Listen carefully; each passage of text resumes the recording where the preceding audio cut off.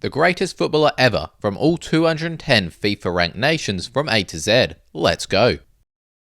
Afghanistan. Beginning the list with a nation that played no football between 1984 and 2002 due to the Soviet-Afghan War, civil war in Afghanistan, and the Taliban regime's ban on recreational activities, Afghanistan has developed its sporting footprint in the 21st century, most notably in cricket. However, this has also been true in football, reaching as high as 122 in the FIFA rankings and recently earning a draw against Asian champions Qatar. It therefore makes sense that the majority of candidates for their greatest footballers are from modern times, with 24-year-old midfielder Ramat Akbari slightly edging out the nation's all-time leading appearance maker Haroun Amiri.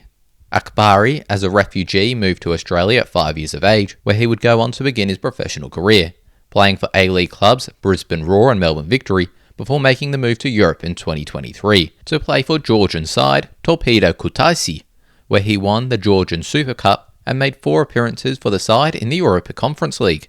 Albania. Despite the nation's recent rise in significance, appearing at 2 Euros in the past decade, nobody comes close to the great Panjo Pano. A star of Albanian domestic football during the 60s and 70s, Pano scored somewhere between 140 and 250 career goals, winning 4 league titles and 6 domestic cups, and most famously leading Partizani Tirana to the 1970 Balkans Cup, the only international trophy ever won by an Albanian side. Unfortunately, due to Albania's positioning in the Eastern Bloc, we were never able to see Pano compete in a more competitive league, although his brilliance was still recognised, with him being nominated for the 1970 Ballon d'Or, earning the nickname the Little Puskas. Algeria. Giants of the African game, Algeria has helped produce some of France's greatest ever players, beginning as early as 1930 when Algerian-born and raised Alexandre Villaplan captained France at the first World Cup. Later stars like Zidane, Benzema and Mbappe all have lineage tracing back to the North African nation. But the debate for the best Algerian footballer ever is between Riyad Mahrez and Rabah Majah, both European Cup winners, African Footballer of the Years, and most significantly for Algeria, the star attackers of their 2 African Cup of Nations victories. It's hard to split the pair, but by the barest of margins I'll opt for Riyad Mahrez, mainly due to his importance dragging Leicester City to the most unlikely Premier League victory in 2016. American Samoa. A nation best known for losing 31-0 to Australia, it is in fact the 20-year-old goalkeeper and captain of that side, Niki Salapu, who is the nation's greatest player, continuing to play for the nation until 2024, with him even going on to play football in Austria and professionally in Indonesia. Andorra. One of the smallest nations in Europe, located in the Pyrenees between France and Spain, Andorra has produced more professional footballers than you may think, with the standout player being their record appearance maker and scorer, Ildefons Lima, who, during the peak of his 26-year international career, was a regular in the heart of defence for clubs like Las Palmas, Rayo Vallecano and Triestina in the second tier of Spain and Italy respectively. Angola. A country like many others in Africa, Angola didn't gain independence from their colonial oppressors until relatively recently, in 1975.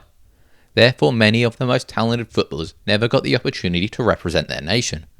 As a result, I will be including players born in a nation who represented another, in the case their national team wasn't formed during their playing days, with Fernando Peiroteo being the first example of this. Of Spanish descent, Peiroteo was born in Portuguese Angola in 1918 and lived there until he moved to Portugal at 19, when he would sign for Sporting Club de Portugal and established himself as one of football's deadliest number 9s and the Portuguese Giants' greatest ever footballer. A holder of so many records, nothing is quite as impressive of the fact that Sporting's second and third all-time top scorers' combined goal tally would still be 57 behind Peiroteo, who achieved his goals at a world record rate of 1.6 per game. Portugal's first true superstar, Peiroteo would go on to manage and captain the side, but nothing can take away his Angolan roots. Anguilla.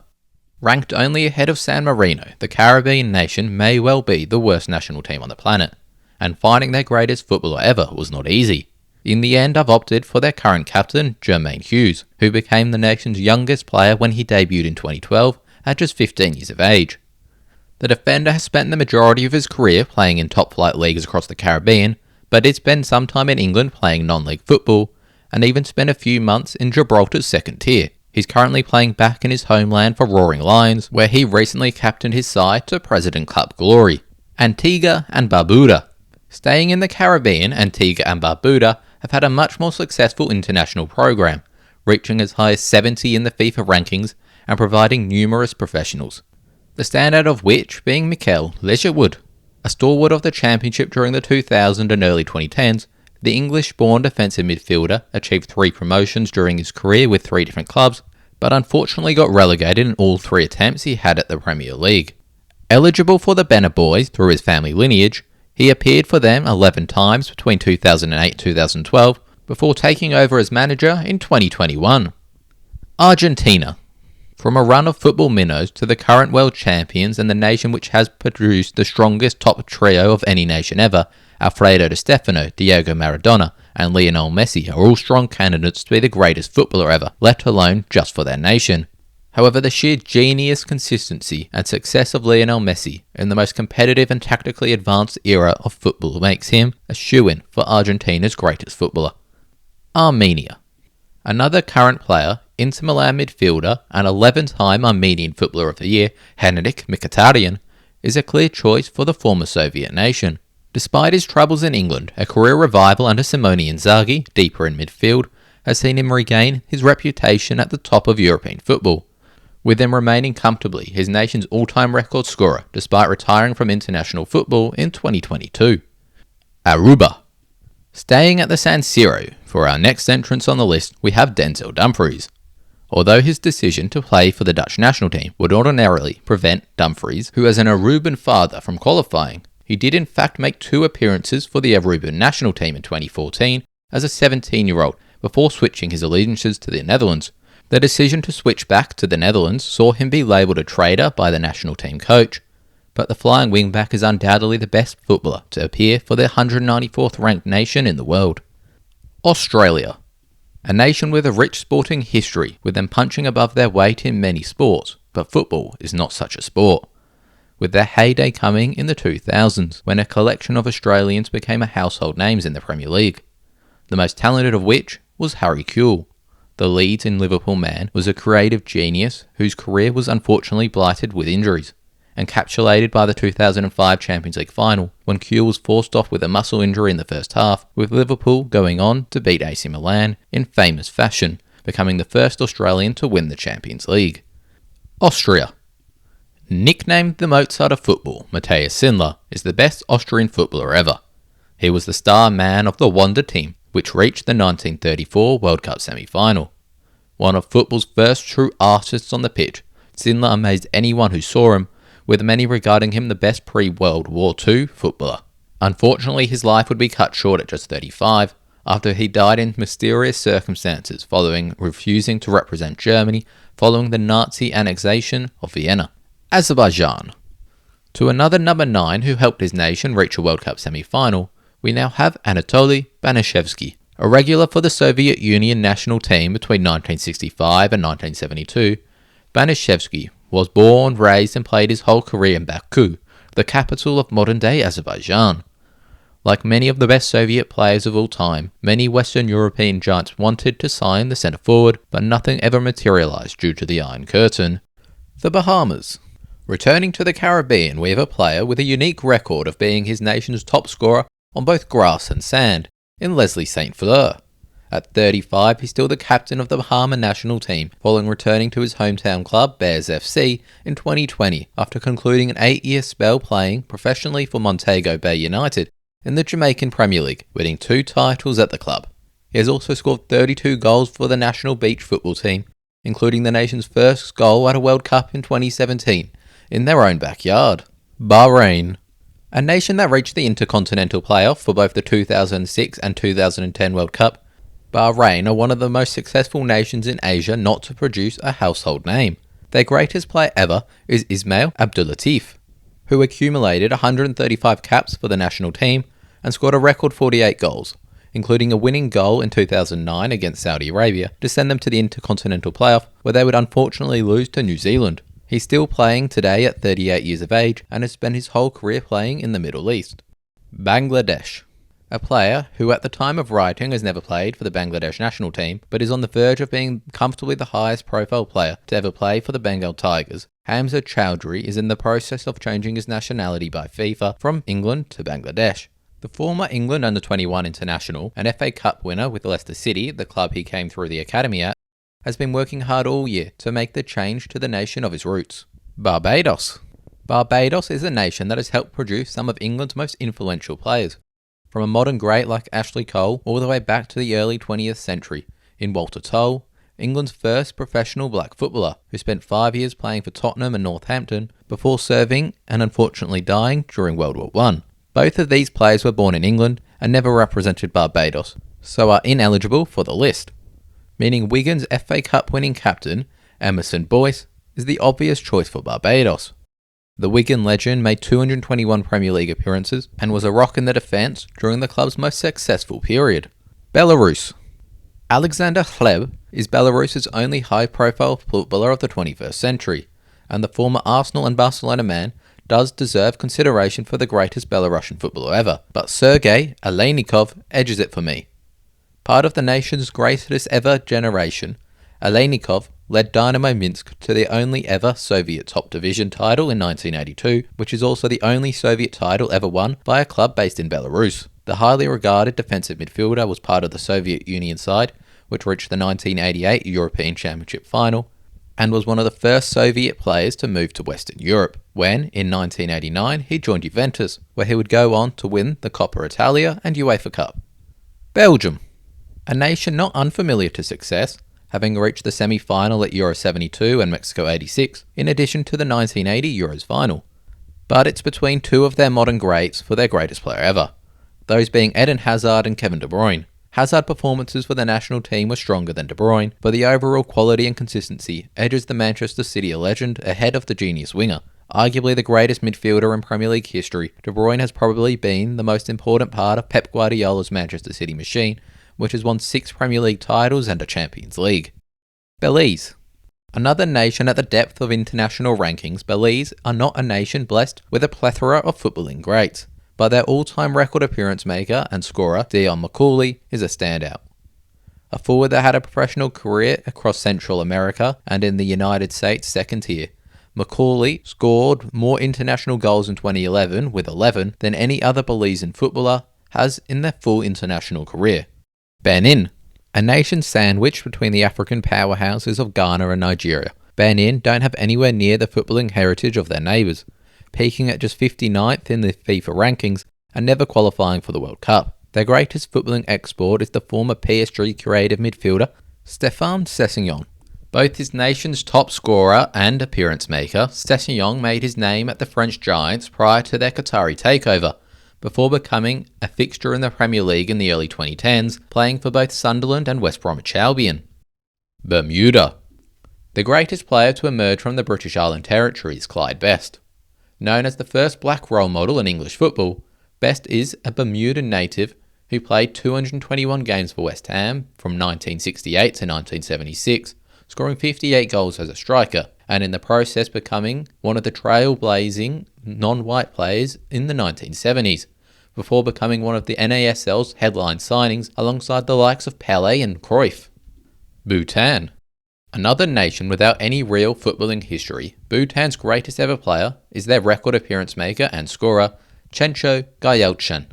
Nicknamed as the Bhutan Ronaldo, he became their nation's first fully professional footballer and reached the top flight of South Asian football when he signed for Bengaluru in the Indian Super League in 2018. Bolivia. A South American nation that has produced significantly less talented footballers than their neighbours, it is a key player of Bolivia's sole Copa America victory that earns a place on this list. Victor Agustin Ugarte spent most of his career playing with Club Bolívar, but he had a short spell with Argentinian club San Lorenzo in 1958, when he became the first Bolivian to play in the Argentina Primera Division. He scored 16 goals for Bolivia, including a famous brace against Brazil in the final match of the 1963 Copa, helping earn them the title on home soil. Bosnia and Herzegovina. Formerly of Yugoslavia, many of the nation's greatest players never played for Bosnia and Herzegovina national team, but one of those who did, many times, is Edin Dzeko, and he's my pick for their greatest player. Another man on the list who is both the nation's record appearance maker and scorer. Dzeko will be known to most of you, first coming to prominence when he led Wolfsburg to the 2009 Bundesliga title, scoring 36 times in all competitions. Since then, he played for Manchester City, Roma, Inter Milan, and now Fenerbahce at 38, winning 2 Premier League titles, an FA Cup, a League Cup, and 2 Coppa Italias to go along with over 350 career goals, placing him amongst the most underrated players of his generation. Botswana. A sports nation that caught the headlines when Letsile Tebogo beat out America's Noah Lyles to win the 200-metre gold medal at the Olympics, football is a sport Botswana has failed to make an impact in to this date. Their greatest ever player is Dipsy Saladwani, the 36th pick of the 2002 MLS Super Draft. He played in the MLS for the Chicago Fire and Real Salt Lake before moving closer to home in 2005 when he moved to the top tier of South African football, where he played out the rest of his career. The scorer of his nation's first ever major tournament goal at the 2012 AFCON, Saladwani retired that same year. Brazil. Football's most successful nation ever. With a record 5 World Cups, Brazil has had enough world-class players to give every other nation on the planet one and still have plenty to spare. But the race for their greatest ever player is not that close, despite the likes of Ronaldo, Garrincha and Zico being all-time greats. Their greatest player ever is of course Pelé, the only man to win 3 World Cups, and when I say man, I'm taking some liberties, because he was only 17 when he won his first World Cup in 1958, scoring 6 goals including a hat-trick in the semi-final, and brace in the final against Sweden to establish himself as the best footballer on the planet as still a child, a career which could conclude with him being the record scorer in the sport's history, something he would hold until 2021. British Virgin Islands. Tyler Forbes won't follow Pelé on many footballing lists, but today is his day. The 22-year-old centre-forward has made 27 appearances for the British Virgin Islands national team, scoring 4 goals. Currently playing for Poole Town at Step 3 of England's non-league football, he is the starting number 9 for the national team. Brunei. Despite the appearance of Messi on this list, Faik Bolkiah is most certainly the wealthiest man I'll talk about today. A member of the Brunei royal family, Bolkiah is a graduate of the Leicester City Academy, having previously spent time at both Chelsea and Southampton before making the move to Portuguese top-flight side, Maritimo, in 2020. In his year at the club, the winger managed to appear on the bench for a tie against Sporting Club and played for the team's B side before returning closer to home to play in Thailand. A regular for Ratchaburi in the top league, Bolkiah is the first professional footballer from his nation, with his story highlighting how nations such as Brunei most definitely have the potential to produce professional level players, but the lack of access the ordinary man has to coaching and development at a young age prevents even the most talented players from reaching the professional ranks. Bulgaria. A nation at the depth of their footballing history, Bulgaria has produced numerous world-class players in the past, yet you'll struggle to name a single player playing today. Their standout ever, however, is Hristos Stoichkov. The 1994 Ballon d'Or winner was one of the greatest forwards of his generation, winning all you could want to win with Barcelona and leading his nation to a marvellous 4th place finish at the 1994 World Cup, winning the Golden Boot and Bronze Ball in the process. Burkina Faso. A rising power in African football, the Stallions have reached the semi-final in 3 of the past 6 African Cup of Nations, but are yet to lift the trophy or qualify for the World Cup. A player who will be hoping to change this is their greatest footballing talent ever, and one of the rising central defensive talents in world football, Edmund Tapsoba. And almost ever present in Bayer Leverkusen's invincible domestic double, Tapsoba will be sure to be a target of the world's biggest clubs in the next couple of years, and will be hoping to overcome a poor start to World Cup qualifying to lead the nation to their first World Cup in 2026. Burundi. The best footballer born in Burundi was Shabini Nonda, but the Champions League runner-up opted to play for the DR Congo, making him ineligible for the list, while Sada Berahino is their most well-known footballer, following his explosion in the Premier League for West Brom and infamous transfer saga with Tottenham, which saw the North London club make a late pivot to Heung-min Son. Berahino's career took a sharp decline following his failed move, with him now playing for Rajasthan United in the second tier of India at 31. Therefore, the greatest player ever from Burundi was Mohamed Chiti. A fixture in Belgian football for over a decade across the noughties and 2010s, the number 9 played for domestic giants Standard Liège, Anderlecht and Club Brugge, as well as spending 3 seasons at Racing Club in Spain, leading the club to their highest finish in 72 years in the 2007-8 season, when they finished 6th. Called up for the 2010 World Cup by Belgium, Chuti was prevented from playing by FIFA, having already played for Burundi as a 16-year-old and already making his one-time change of international allegiances to Rwanda 2 years later in 2002 when he moved to a club in the country. Due to this mess, the forward ended his career without a proper international career, despite 3 nations wanting him to be part of their setup, with his only international appearance coming for Burundi as a teenager. Cape Verde. Similar to the Angola situation, Cape Verde's greatest player represented Portugal prior to the founding of the national team. This is classy defender Carlos Alinho, who was a regular for all 3 of Portugal's big 3 throughout the 1970s and played semi-regularly for Portugal from 1973 to 1982. Following his playing career, he would go on to manage the Cape Verde national team. Cambodia. The first Cambodian man to play professionally outside the country, Vathanka Chan, is the nation's greatest player. After scoring more than 100 goals over a goal a game in domestic football, Chan earned a move to third-tier Japanese side, Fujieda MYFC, in 2017 as a 23-year-old. He would never appear for the Japanese side, but would go on to play professionally in Malaysia and is now, depending on sources, either the nation's top or second top goalscorer. Cameroon. For the 5-time African champions, Samuel Eto'o, a record 4-time African Footballer of the Year respectively himself, is a clear choice. Universally regarded as one of the top players the continent has ever produced, Eto'o is Cameroon's, Mallorca's and AFCON's all-time leading goalscorer, to go along with 3 Champions League titles across spells at Barcelona and Inter Milan. Canada. Le Rouge's greatest player is one of the youngest players on this list, having been born in the 21st century in Alphonso Davies. The young fullback emerged as an electrifying winger in the MLS for Vancouver Whitecaps before making a move to German giants Bayern Munich in 2018, where he would quickly develop into one of the best left-backs in the world. His performances in the 2020 Champions League, especially in Bayern's infamous 8-2 demolition of Barcelona, shot him to stardom, which would extend to helping qualify his nation for their first World Cup in 36 years in 2022. The Cayman Islands. A Caribbean nation with a variety of interesting stories regarding their football team, ranging from victories against Brazil's under-21s and Norwich City right after they finished 3rd in the Premier League, to fielding 7 professional British footballers for a friendly against DC United, before FIFA prevented them from playing World Cup qualifiers due to having no links to the Cayman Islands, but their greatest truly eligible player is Lee Ramoon.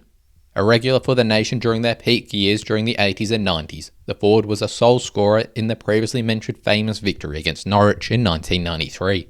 Central African Republic. The greatest player for the nation, which currently sits 129th in the world, has transferred for a combined €106 million during his career and made 5 appearances for France, prior to changing his nationality in 2018.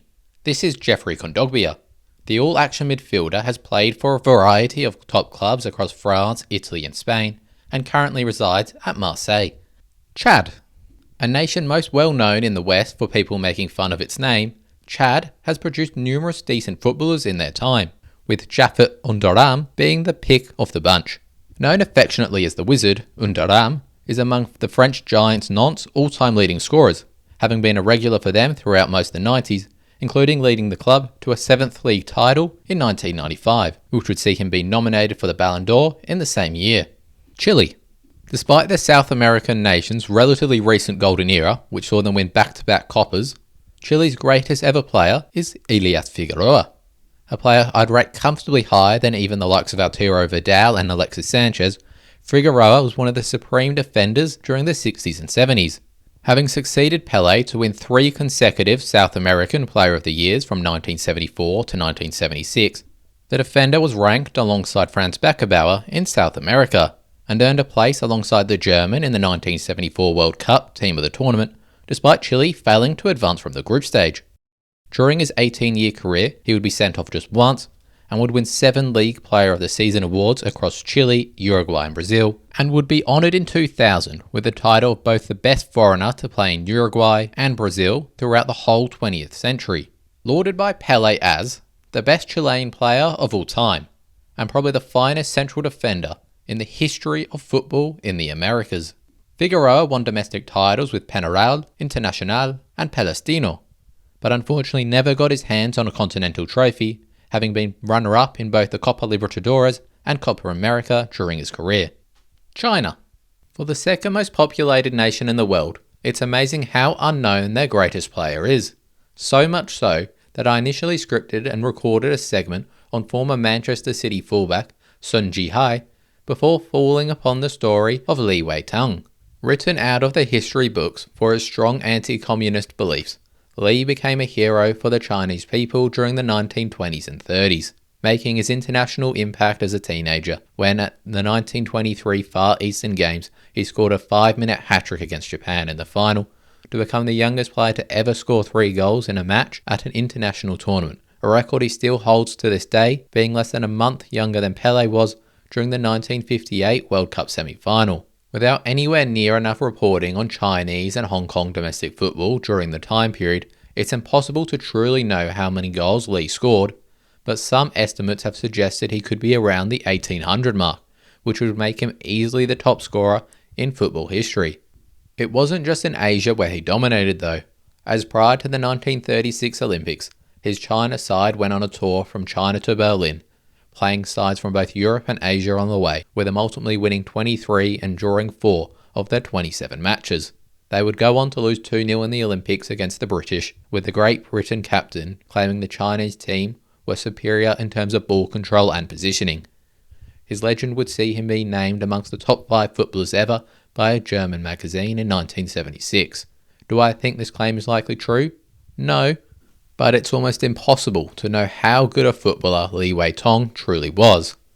But according to the limited first-hand reports we have, he was a special talent and easily the best player to represent the China national team. Colombia. Despite the great Carlos Valderrama being the man who raised the expectations of Colombian football, qualifying for 3 consecutive World Cups during the 1990s, following just 1 appearance in the finals prior to this, I still believe James Rodriguez has surpassed his legacy. Standout player and top scorer at the 2014 World Cup from midfield, Rodriguez helped guide Colombia to their first quarter-final and earned a big money move to Real Madrid on the back of the tournament. A mixed club career would follow, but his performances for Colombia maintained, highlighted by him winning player of the tournament at the most recent Copa as Colombia reached their 3rd final. Comoros, a nation that has qualified for just 1 AFCON and never got close to a World Cup. Comoros are on the brink of history, sitting top of their qualifying group at the time of writing, having won 3 of 4 matches, including a 1-0 home victory against Ghana. The island nation of less than 1 million people could be going to the World Cup in 2026. At an all-time high FIFA ranking of 108, Comoros may well have a new greatest player establish himself in the near future, but for now, the experienced Ben Nalbwain remains their greatest. Still playing at 35, the forward is his nation's all-time leading scorer, who has had a very successful career in the backwaters of European football. A 5-time Serbian champion with Red Star Belgrade, having scored double-digit goals in the league in all but the season he joined in January, Nalbwain became a fan favourite for the Serbian Giants, with his most famous performance coming in a Champions League playoff against RB Salzburg, where he scored a brace to send the club to their first group stage since 1992. He has also played for Greek giants Olympiakos and Cypriot giants Apoel. Congo, a region of Africa that has experienced significant unrest throughout the past 100 years. The Republic of Congo's greatest player is Francois Mpele. PSG's 8th record scorer, Mpele had already been a regular for Ajaccio in Ligue 1 prior to making his move to the capital. In Paris, he became a legend, helping PSG gain promotion to Ligue 1 and then almost single-handedly keeping them up in the first season back up, scoring 21 league goals, enough to finish 2nd in the Golden Boot, as the club finished 15th, just 4 points off the relegation zone, with him going on to establish the club in the top division for the first time. Mpele was also an icon for the national team, being responsible for the country's only African Cup of Nations victory in 1972, with him scoring the winning goal in the final and being named Player of the Tournament. The Cook Islands. A strange case of being the best player in your nation's history, but still not the best in your family. We have Ben Mata. Brother of New Zealand international Max Mata, Ben represented the All Whites at youth levels before switching to the Cook Islands in 2022. At just 23, the defender captained the Cook Islands on his debut, highlighting the high regard the nation hold him in. He currently plays for Wellington Olympic in the top tier of New Zealand football, where he captained his side to glory for the first time last season. Costa Rica. A football team that caught the headlines when they reached the quarter-final and topped the group of death at the 2014 World Cup. It is indeed the goalkeeper of that team who was the Central American nation's greatest player. Keylor Navas, an over 100-capped international, established himself as one of the best keepers on the planet following the tournament, famously winning 3 consecutive Champions League from 2016 to 2018 with Real Madrid. Côte d'Ivoire. The greatest player for the West African Giants is Yaya Touré. A midfielder without any faults, Touré was one of the most complete and versatile footballers of his generation. From starring as a centre-back for Barcelona in the 2009 Champions League final, to scoring 20 league goals en route to the 2013-14 Premier League title with Manchester City, nobody could handle the Ivorian when he was at his best. The captain of just the nation's second AFCON title in 2015, Yaya Touré shares Samuel Eto'o's record as a 4-time African Footballer of the Year. Croatia. Another member of Real Madrid's three-peat, Luka Modric is a clear choice for the Balkan nation. The great overperformer since their arrival in international football, following the fall of Yugoslavia, Croatia has produced many more elite footballers than their 4 million population would expect. Despite this, Modric is still a clear choice. A record 6-time Champions League winner, he is considered among the greatest midfielders of his generation and the man responsible for bringing Messi and Ronaldo's decade-long duopoly over the Ballon d'Or to an end in 2018, after claiming his 4th Champions League and most famously leading Croatia to the World Cup final. Cuba. Perhaps the biggest star of Cuba's 1938 World Cup squad, Juan Tunas, is one of the few Caribbean footballers who enjoyed a career in the sport prior to the Second World War. A prolific striker noted for having a particular powerful strike, Tunas made a name for himself by being part of the Cuba team which reached the quarter-final at the 1938 World Cup, the sole World Cup the nation has ever qualified for. He would go on to play for Mexican side Real Club España, where he would win 2 league titles. Curaçao. The greatest player from the small Caribbean island, Hergilio Hato, never played club football off the island despite professional offers from the likes of Real Madrid, Ajax and Feyenoord during his peak years. Nicknamed the Black Panther, Hato was a star of the national team during a golden era, which saw them win the 1950 Central American and Caribbean Games ahead of the likes of Mexico and Colombia, as well as qualify for the 1952 Olympics, and earn a famous 4-0 victory in a friendly against Feyenoord. Considered as the best goalkeeper the Caribbean has ever produced, Hato was a star playing in the shadows. Cyprus. Another star who rejected opportunities to play for giant clubs in order to stay at his hometown team, Sotiris Kaifas is the greatest Cypriot footballer. A record 8-time Golden Boot winner and 11-time Cypriot champion with Omonia, Kaifas' decorated career would be topped off by winning the 1976 European Golden Shoe. Czechia. A 2-way battle between 2 Ballon d'Or winners, Josef Masopust and Pavel Nedved. For me, I lean for the former. A World Cup finalist with Czechoslovakia in 1962, Masopust was considered one of the supreme midfielders on the planet, despite most of his football being played behind the Iron Curtain. The first defensive-minded player to ever win the most prestigious individual award, Masopust was seen as a hard-working, classy and fair footballer who earned the nickname the Knight following a marvellous performance against Brazil at their 62 World Cup, which saw him be named the best player on the pitch despite refusing to tackle Pelé, who had picked up an injury early in the match. Democratic Republic of the Congo. A player I've already mentioned for being born in Burundi, the greatest footballer ever from the DRC is Shabondi Nonda. Best known for being part of Monaco's Champions League final squad in 2004, Nonda also became the first African to win the league and Golden Boot in 17 years in 2003, scoring 26 goals, a tally that wouldn't be beaten in the league until Ibrahimovic a decade later.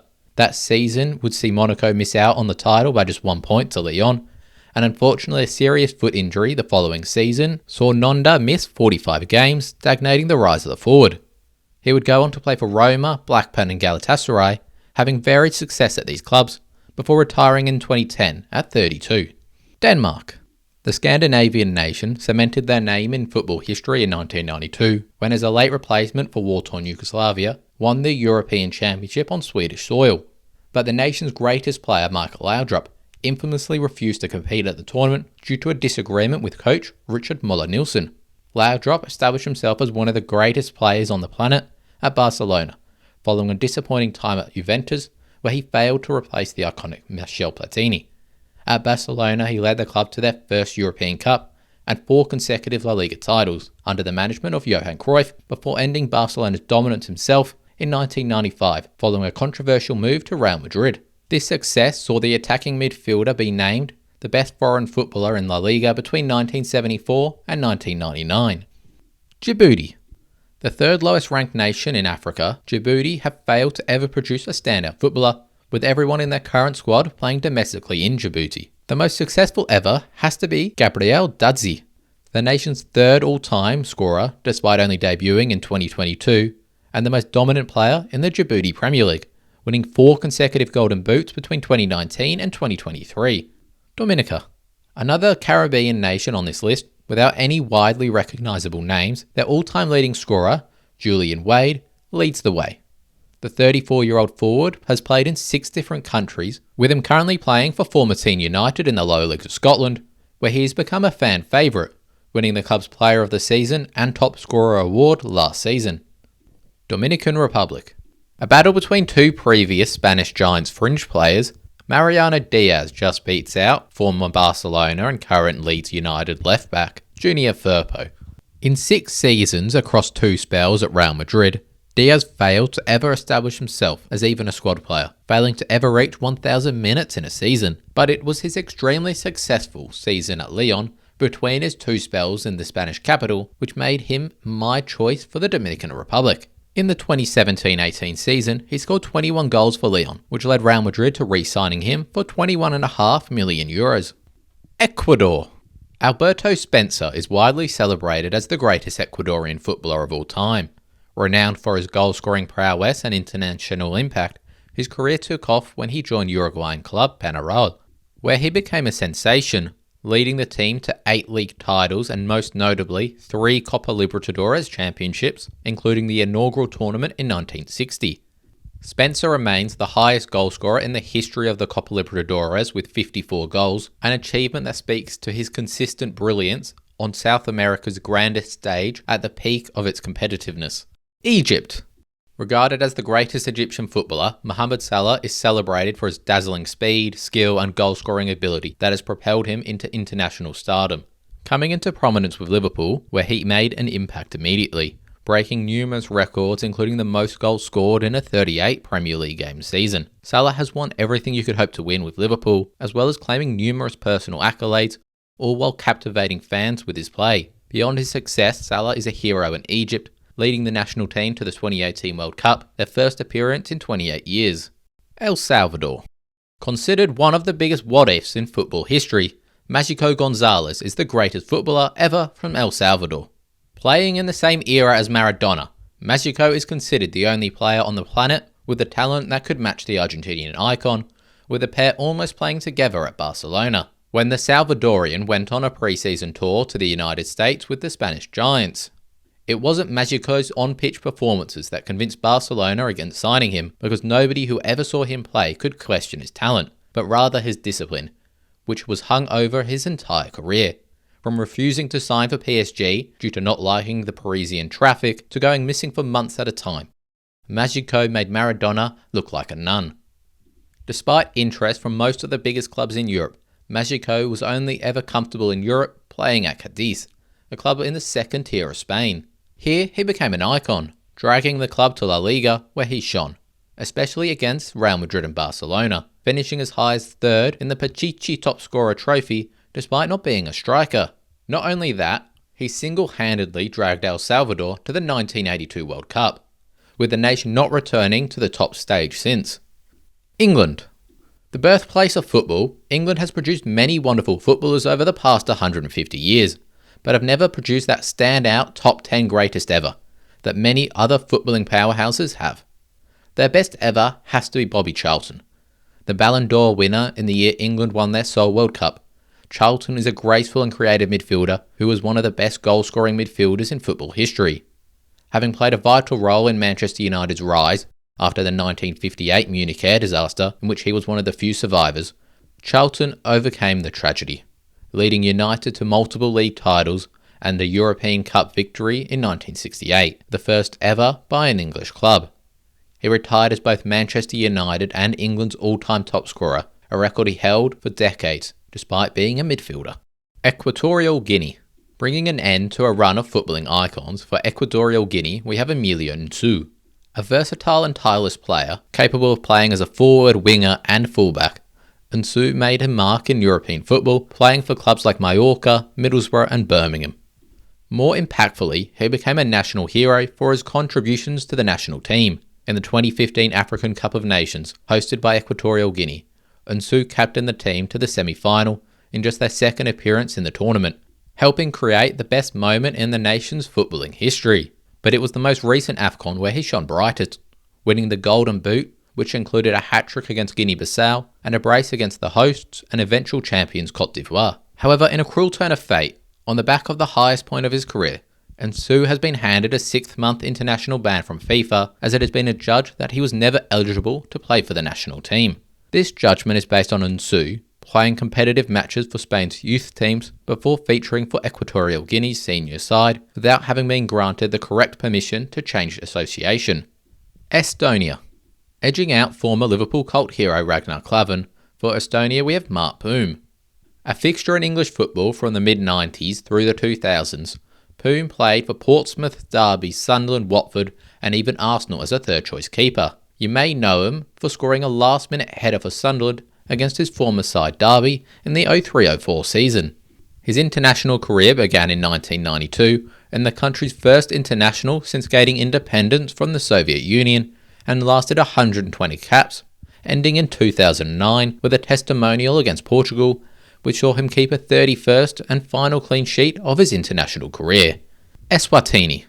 Another weaker African nation, which mainly picks players from the domestic league, Eswatini, an enclave within South Africa, greatest ever player is Abel Shongwe. A midfielder, Shongwe was one of the few players from his nation to make a career professionally in South Africa, with him becoming a regular for domestic giants Kaizer Chiefs during the 1980s.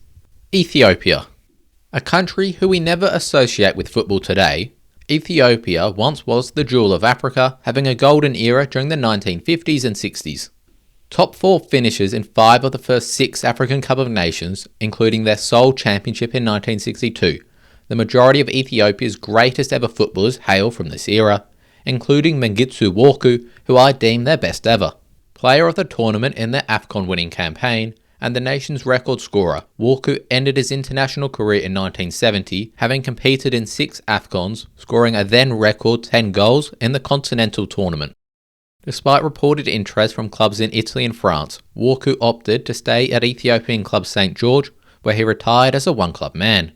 Following his retirement, he would go on to manage both his club and national team, with his 1982 side being the last Ethiopian team to qualify for an AFCON until 2013. The Faroe Islands. Part of the Kingdom of Denmark, the Faroe Islands are the highest ranked overseas territory nation in the world, highlighting the impressiveness of the national team considering a population of just 53,000. But their best ever footballer, Toddy Johnson, hails from a bygone era.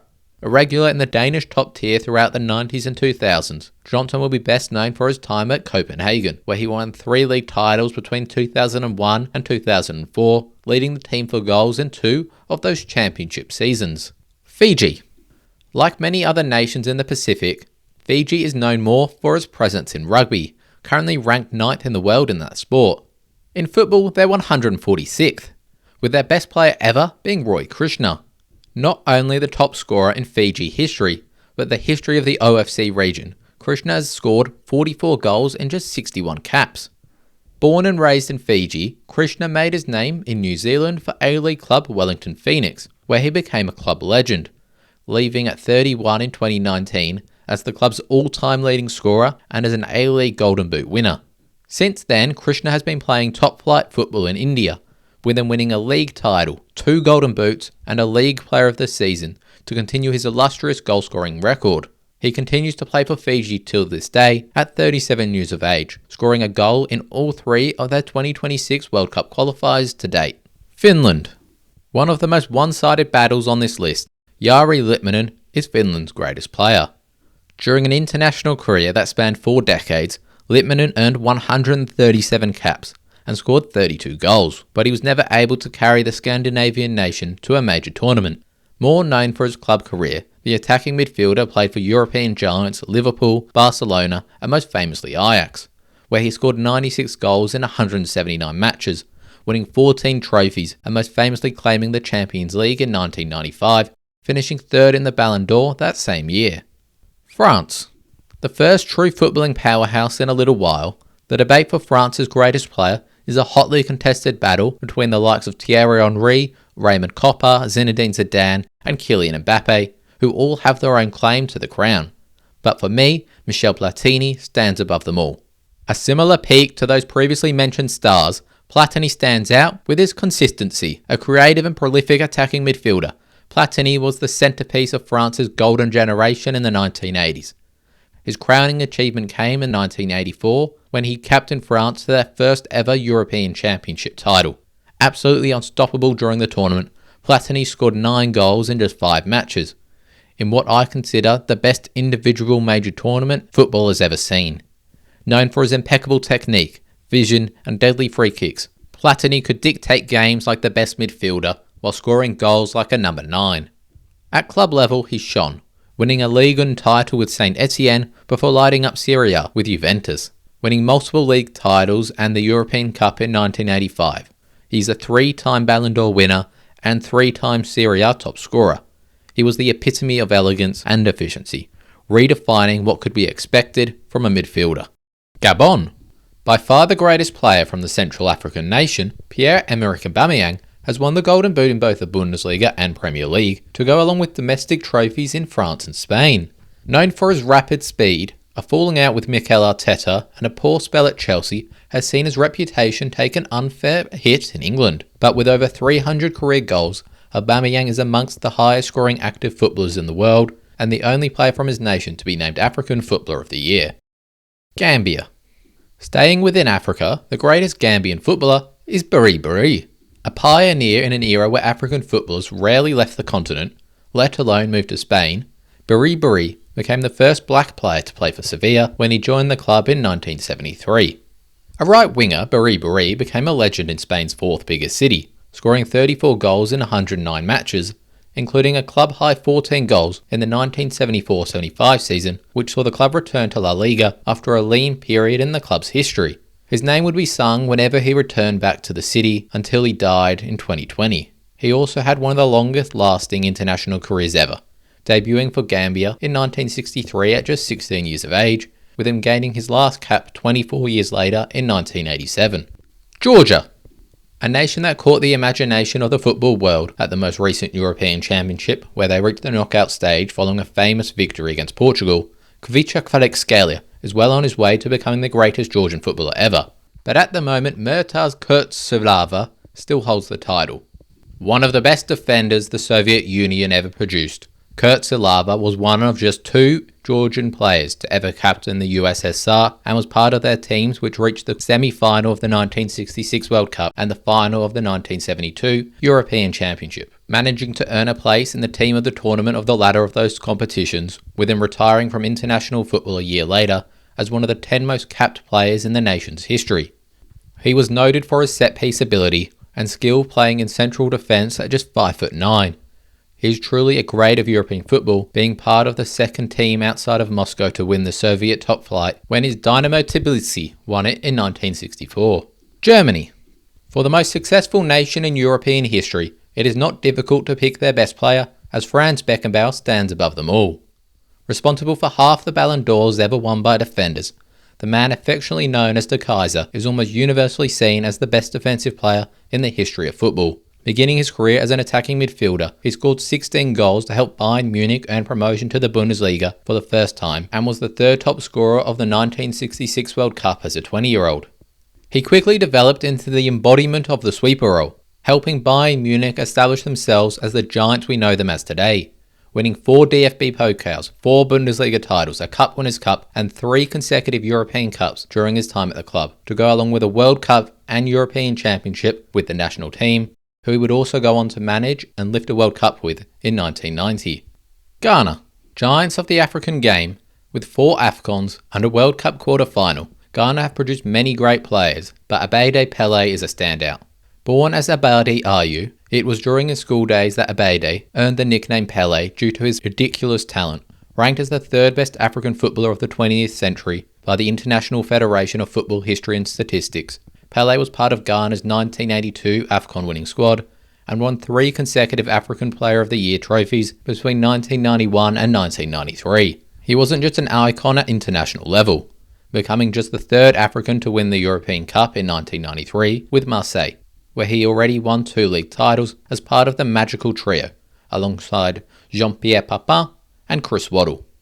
Gibraltar, a national team that didn't form until 2013. Most of Gibraltar's greatest footballers never got the opportunity to represent the national team. This includes Tony Macedo, their greatest talent. Born in the British Overseas Territory in 1938, Macedo established himself as a legend at Fulham, having emerged from their academy. Seen as one of the best goalkeepers to never represent England, Macedo did represent the country at under 23 level. Greece. Despite the nation's miracle at Euro 2004, it is a man that never represented Greece at a major tournament, let alone win one, who was the nation's greatest player, in Vasilis Hatzipanigis. Compared in terms of look and style to Maradona, the attacking midfielder, despite playing for Iraklis in Greece, was invited to play for the World 11 in 1984, highlighting the regard he was held in around the world. Grenada. Back to the Caribbean for the first time in a while, Jason Roberts is Grenada's greatest ever footballer. The English-born striker was available for the Spice Boys through his father, with him scoring 13 goals in just 15 caps between 1998 and 2008. At club level, he was a Premier League regular during the 2000s, playing for top-tier sides West Brom, Portsmouth, Wigan, Reading, and most memorably Blackburn, where he spent 6 seasons between 2006 and 2012. In total, Roberts scored 36 goals and got 21 assists in an extensive 220-game Premier League career. Guam. A player who made 2 appearances for the United States in 2012, AJ De La Garza made the switch to represent Guam a year later in 2013, with him comfortably being the best player to represent the 204th ranked nation in the world. A versatile defender known for his intelligence and consistency, De La Garza played a key role in the success of the LA Galaxy, winning 3 MLS Cups and establishing himself as one of the league's top defenders during his peak. Guatemala. For the Central American nation, it is really hard to pick between 2 strikers of completely different eras. Those are 1955-born Oscar Sanchez and 1979-born Carlos Ruiz. In the end, I'll opt for the younger man, maybe influenced by his football being played in front of the cameras of the MLS, whereas Sanchez played most of his football in Guatemala. Amongst the top 20 scorers in MLS history, Ruiz took to the league like a duck to water in 2002. Which saw him win the Golden Boot and League MVP to go along with a golden goal in the MLS Cup final, helping claim LA Galaxy their first league title. Another Golden Boot would follow, but just 11 goals in his 3rd season at the club would result in him being traded to Dallas after Landon Donovan expressed interest in returning to the MLS.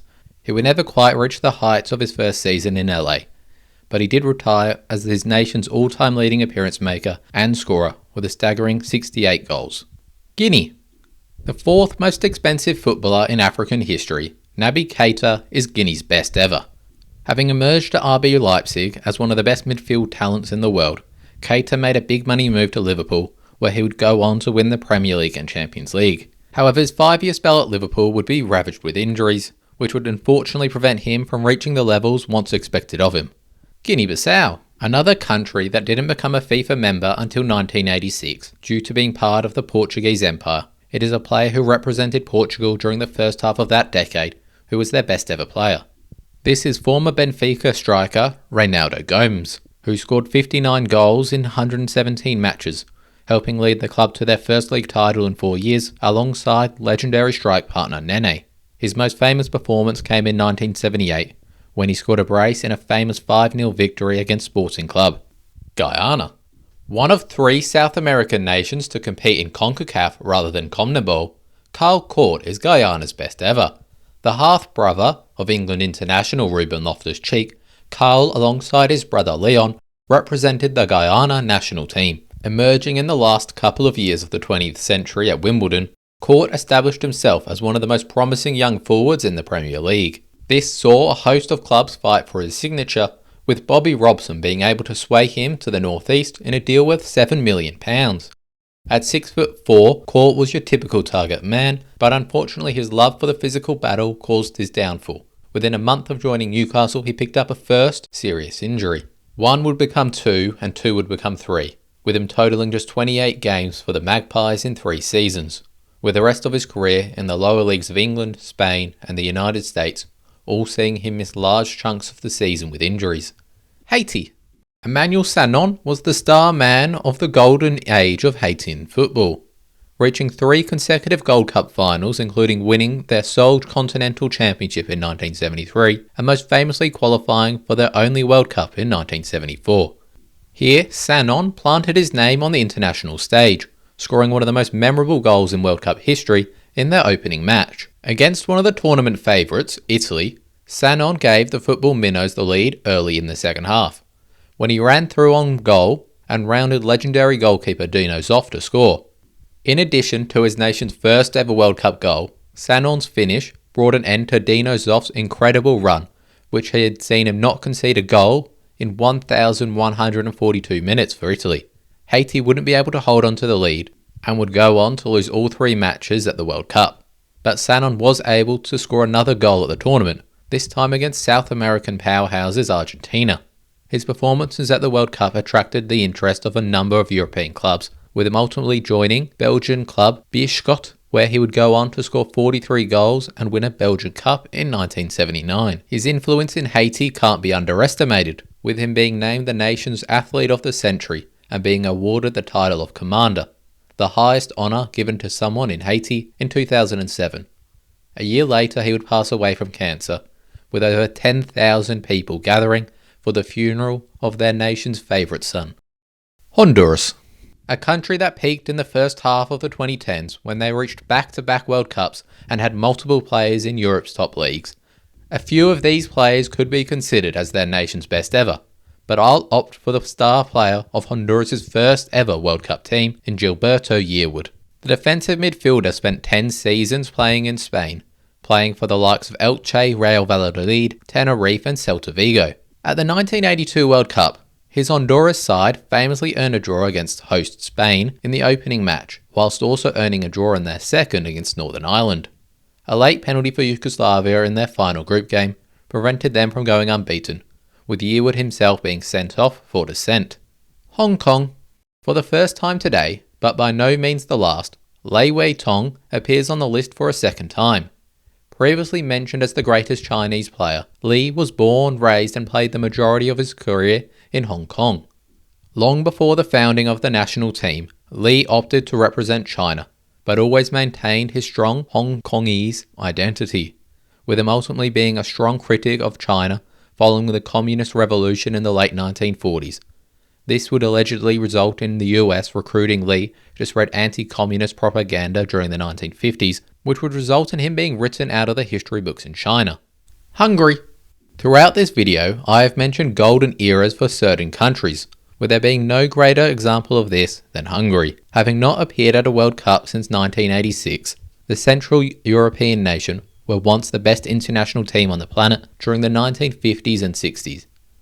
Of that golden era, the 1954 World Cup team was their peak, considered the best national team to not win the World Cup. A record 27 goals scored at the tournament, the team consisted of all-time greats Bosic, Tsibor, Kubala and Hidegkuti, but a level above all of them was Ferenc Puskás, the man who gave Hungary the lead 4 minutes into that final against West Germany. Puskás is arguably the greatest number 9 in football history. Amongst the top 5 scorers in the sport, Puskás became a legend at Budapest Honvéd, scoring over 350 goals for the club before defecting from communist Hungary in 1956. His refusal to return home saw him be hit with a 2-year worldwide football ban from FIFA. During his time out of the game, he put on significant weight, and by the time he was available to be signed again, he was considered past it by many at 31. This saw him be unable to persuade any club in Italy to sign him despite wanting to play in the country, with him ultimately getting a deal with the European champions Real Madrid. Here, despite probably not being at his absolute best, he proved everybody who doubted him wrong. In front of Western media for the first time in his club career, Puskás scored 25 goals in all competitions en route to securing the Spanish Giants' 4th consecutive European Cup, although it was the next season where he reached a new level, scoring 47 in 36, including a record 4 goals in Real Madrid's 7-3 European Cup final victory. He would end up retiring at Los Blancos at 39, having scored 242 goals in 262 games for the club. Iceland. The lowest populated nation to qualify for a World Cup's greatest ever player is Asgeir Sigurvinsson.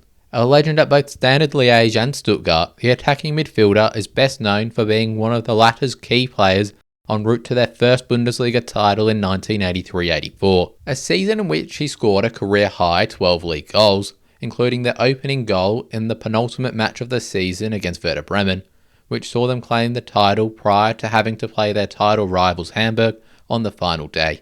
India. The fourth highest scorer in the history of international football, Sunil Chhetri, is India's greatest footballer and only retired from the national team a few months ago at 39. One of the biggest stars in modern football, Chhetri is absolutely adored in the highest populous nation in the world. Despite struggling to adapt to football outside of his nation during spells at Sporting Club and Kansas City, the forward has dominated football in India like no other. The all-time leading scorer in the Indian Super League and the top Indian scorer in the I-League, Chhetri has won 4 I-League titles and an Indian Super League, to go along with leading Bengaluru to the 2016 AFC Cup final, Asia's equivalent of the Europa League, the only major continental final an Indian club has ever reached. In addition to his 94 international goals from 151 caps over 19 years, he has helped lead India to 11 regional trophies and increased their Asian Cup appearances from 1 to 4, scoring a brace in the country's inaugural victory at the major tournament in 2019. Indonesia. Stretching the limits of eligibility, the greatest player ever from Indonesia is the great Dutch forward of the 1930s, Beb Bakoyz. Born in the Dutch East Indies, modern-day Indonesia, to Dutch parents working at sugar plants, Bakoyz moved back to the Netherlands as a 7-year-old following the death of his mother. Here he established himself as one of the Netherlands' greatest players, scoring 28 goals and 23 caps, whilst the sport was still amateur in the nation. Work would bring him back to the Dutch East Indies for 3 years at the beginning of the 30s, despite him already being one of the most recognisable footballers in the Netherlands. Later on in that decade, he would become just the second Dutch footballer to play professionally when he joined Ligue 1 outfit Metz. As a player, he was particularly noted for his ability in the diving header, something another well-known Dutch forward with Indonesian heritage would use in famous fashion 80 years later. Iran. A player who will always be associated with his international football prowess, Ali Dyer, is the greatest Iranian footballer. The first man to reach the cherished 100 international goal mark, Dyer trails only Messi and Ronaldo today in the record books. At club level, he dominated Asian football with a particularly dominant Asian Cup in 1996, where he scored 8 goals, earning him a chance in Europe with Arminia Bielefeld. A successful year at the club would earn him a dream move to Bayern Munich, where he would become the first Asian player to appear in the Champions League, as Bayern Munich won the Bundesliga. He couldn't establish himself as a starter in Bavaria, with him moving on to Hertha Berlin after just 1 season, where he would never quite reproduce his international goal-scoring mastery. Despite Iranian forwards having more success in Europe since, Ali Dyer's international career alone still sees him be regarded as the nation's best footballing export. Iraq. The greatest Iraqi player was also the inaugural Asian Footballer of the Year in 1988 in Ahmed Radi. A forward with 62 international goals respectively himself, Radi scored his nation's only ever goal at a World Cup in 1986 against eventual semi-finalist Belgium, and was also the star man of Saddam Hussein's son's founded and owned club, Al Rashid, which would reach the 1989 Asian Club Championship final. Ireland. The greatest player to emerge from the Republic of Ireland is one of the most significant voices in modern football media in Roy Keane. A 7-time Premier League winner, including leading Manchester United to a breakthrough first ever treble, won by an English club in 1999, Keane is amongst the top tier of midfielders in Premier League history. At United, a club known for platforming the greatest Irish players, Keane showcased great technical quality in addition to his physicality and aggression that he became renowned for. Israel. The second man in just 3 selections to be his nation's only ever scorer at a World Cup, Mordechai Spliga, is my clear choice for Israel. The 1964 Asian Cup top scorer, en route to Israel's only ever major tournament victory, Spliga would go on to play for RC Paris and PSG, as well as being a teammate of Pele at the New York Cosmos. Italy. From one of UEFA's least successful teams to a country that sits equal alongside Germany with 4 World Cups, For Italy, I'll opt for Paolo Maldini. As competitive a race as you're likely to find, Italy have produced creative greats like Baggio and Miazza, defensive icons like Baresi and Cannavaro, as well as two of the best goalkeepers to ever do it, in Dino Zoff and Gianluigi Buffon. But my choice Maldini edges them out by the barest of margins. A third-generation player at AC Milan, Maldini split his career minutes between central defence and left-back, with him being amongst the best three players to ever play in both those positions. A one-club man, Maldini won a remarkable 5 European Cups, a record for a player who never played for Real Madrid, with these championships ranging from 1989 to 2007, and it's his longevity that sets him apart from many others, playing a quite ridiculous 902 matches for AC Milan during his career, enough to put him 183 games ahead of Baresi, whereas he's the most winningest player in AC Milan history. At international level, he was slightly cursed. Having played the most matches at a World Cup without winning, Italy won both the tournament prior to his international career beginning, as well as infamously winning it in 2006 after Maldini rejected manager Marcelo Lippi's request to come out of international retirement for the tournament. Jamaica, the best Caribbean nation in football today. It's a key man of this team, when he decides to show up, who is their greatest player, in Leon Bailey. Someone who rejected call-ups for years prior to committing for the Reggae Boys, Bailey has continued to have a tumultuous relationship with the Jamaican Football Federation ever since committing in 2019. Although at the time of writing he's back playing with the team, and he's undoubtedly a super talent who could lead them to the World Cup in 2026. Japan. I know I just said Italy were as competitive as we're going to see on the list, but I was wrong. No nation in the world did I struggle to fall upon one name than Japan. Beginning as early as the 1960s with the nation's record goalscorer Konishige Yamamoto, all the way till today with breakthrough stars in European football in Karol Mitoma and Takefusa Kobo. There are, as I count, 10 players who I genuinely considered for my pick. In the end, I've opted for what seems to be the consensus pick for those in Japan, in Hidetoshi Nakata. A player who retired young, Nakata's peak was probably a level above anyone else, winning a Serie A title in 2001 with Roma and a Coppa Italia title a year later with Parma. Nakata is also the only Japanese player to ever win the Asian Footballer of the Year more than once, securing the prestigious award in 1997 and 1998. Jordan, a nation that caught the attention of the footballing world when they reached the final of the most recent Asian Cup following a famous victory against South Korea.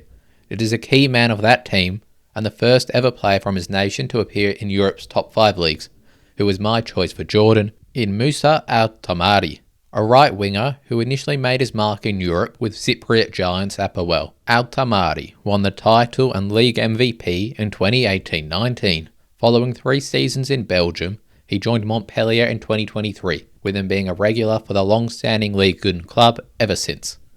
Kazakhstan. Like many other former Soviet states, the greatest Kazakhstani hailed from a bygone era, being a key part of the USSR's team which won the gold medal at the 1988 Olympics in Evgeny Yarovenko, a defender who was a stalwart of the top flight of Soviet football throughout the first half of his career. Yarovenko would go on to play in Ukraine, Finland, Russia and Turkey following the fall of the Soviet Union. Kenya. An icon of the national team and a massive fan of spaghetti, current Montreal midfielder Victor Wanyama is the greatest Kenyan footballer. Best known for his time in England, Wanyama was a key component of the most successful Tottenham team of the Premier League era, playing 36 times as the club recorded a record 86 points in the 2016-17 season under the management of Mauricio Pochettino. Unfortunately, following a great debut season at the club, a succession of injuries would plague him, with him leaving for the MLS in 2020 following the arrival of Jose Mourinho in North London. However, at his peak, Wanyama was amongst the top echelon of defensive midfielders in the Premier League. Kosovo. The latest nation to earn FIFA membership status, Kosovo's greatest player predates this achievement by 50 years, as the man regarded as the best Yugoslavian fullback ever, Faradin Yusufi, earns the claim as the best Kosovan footballer.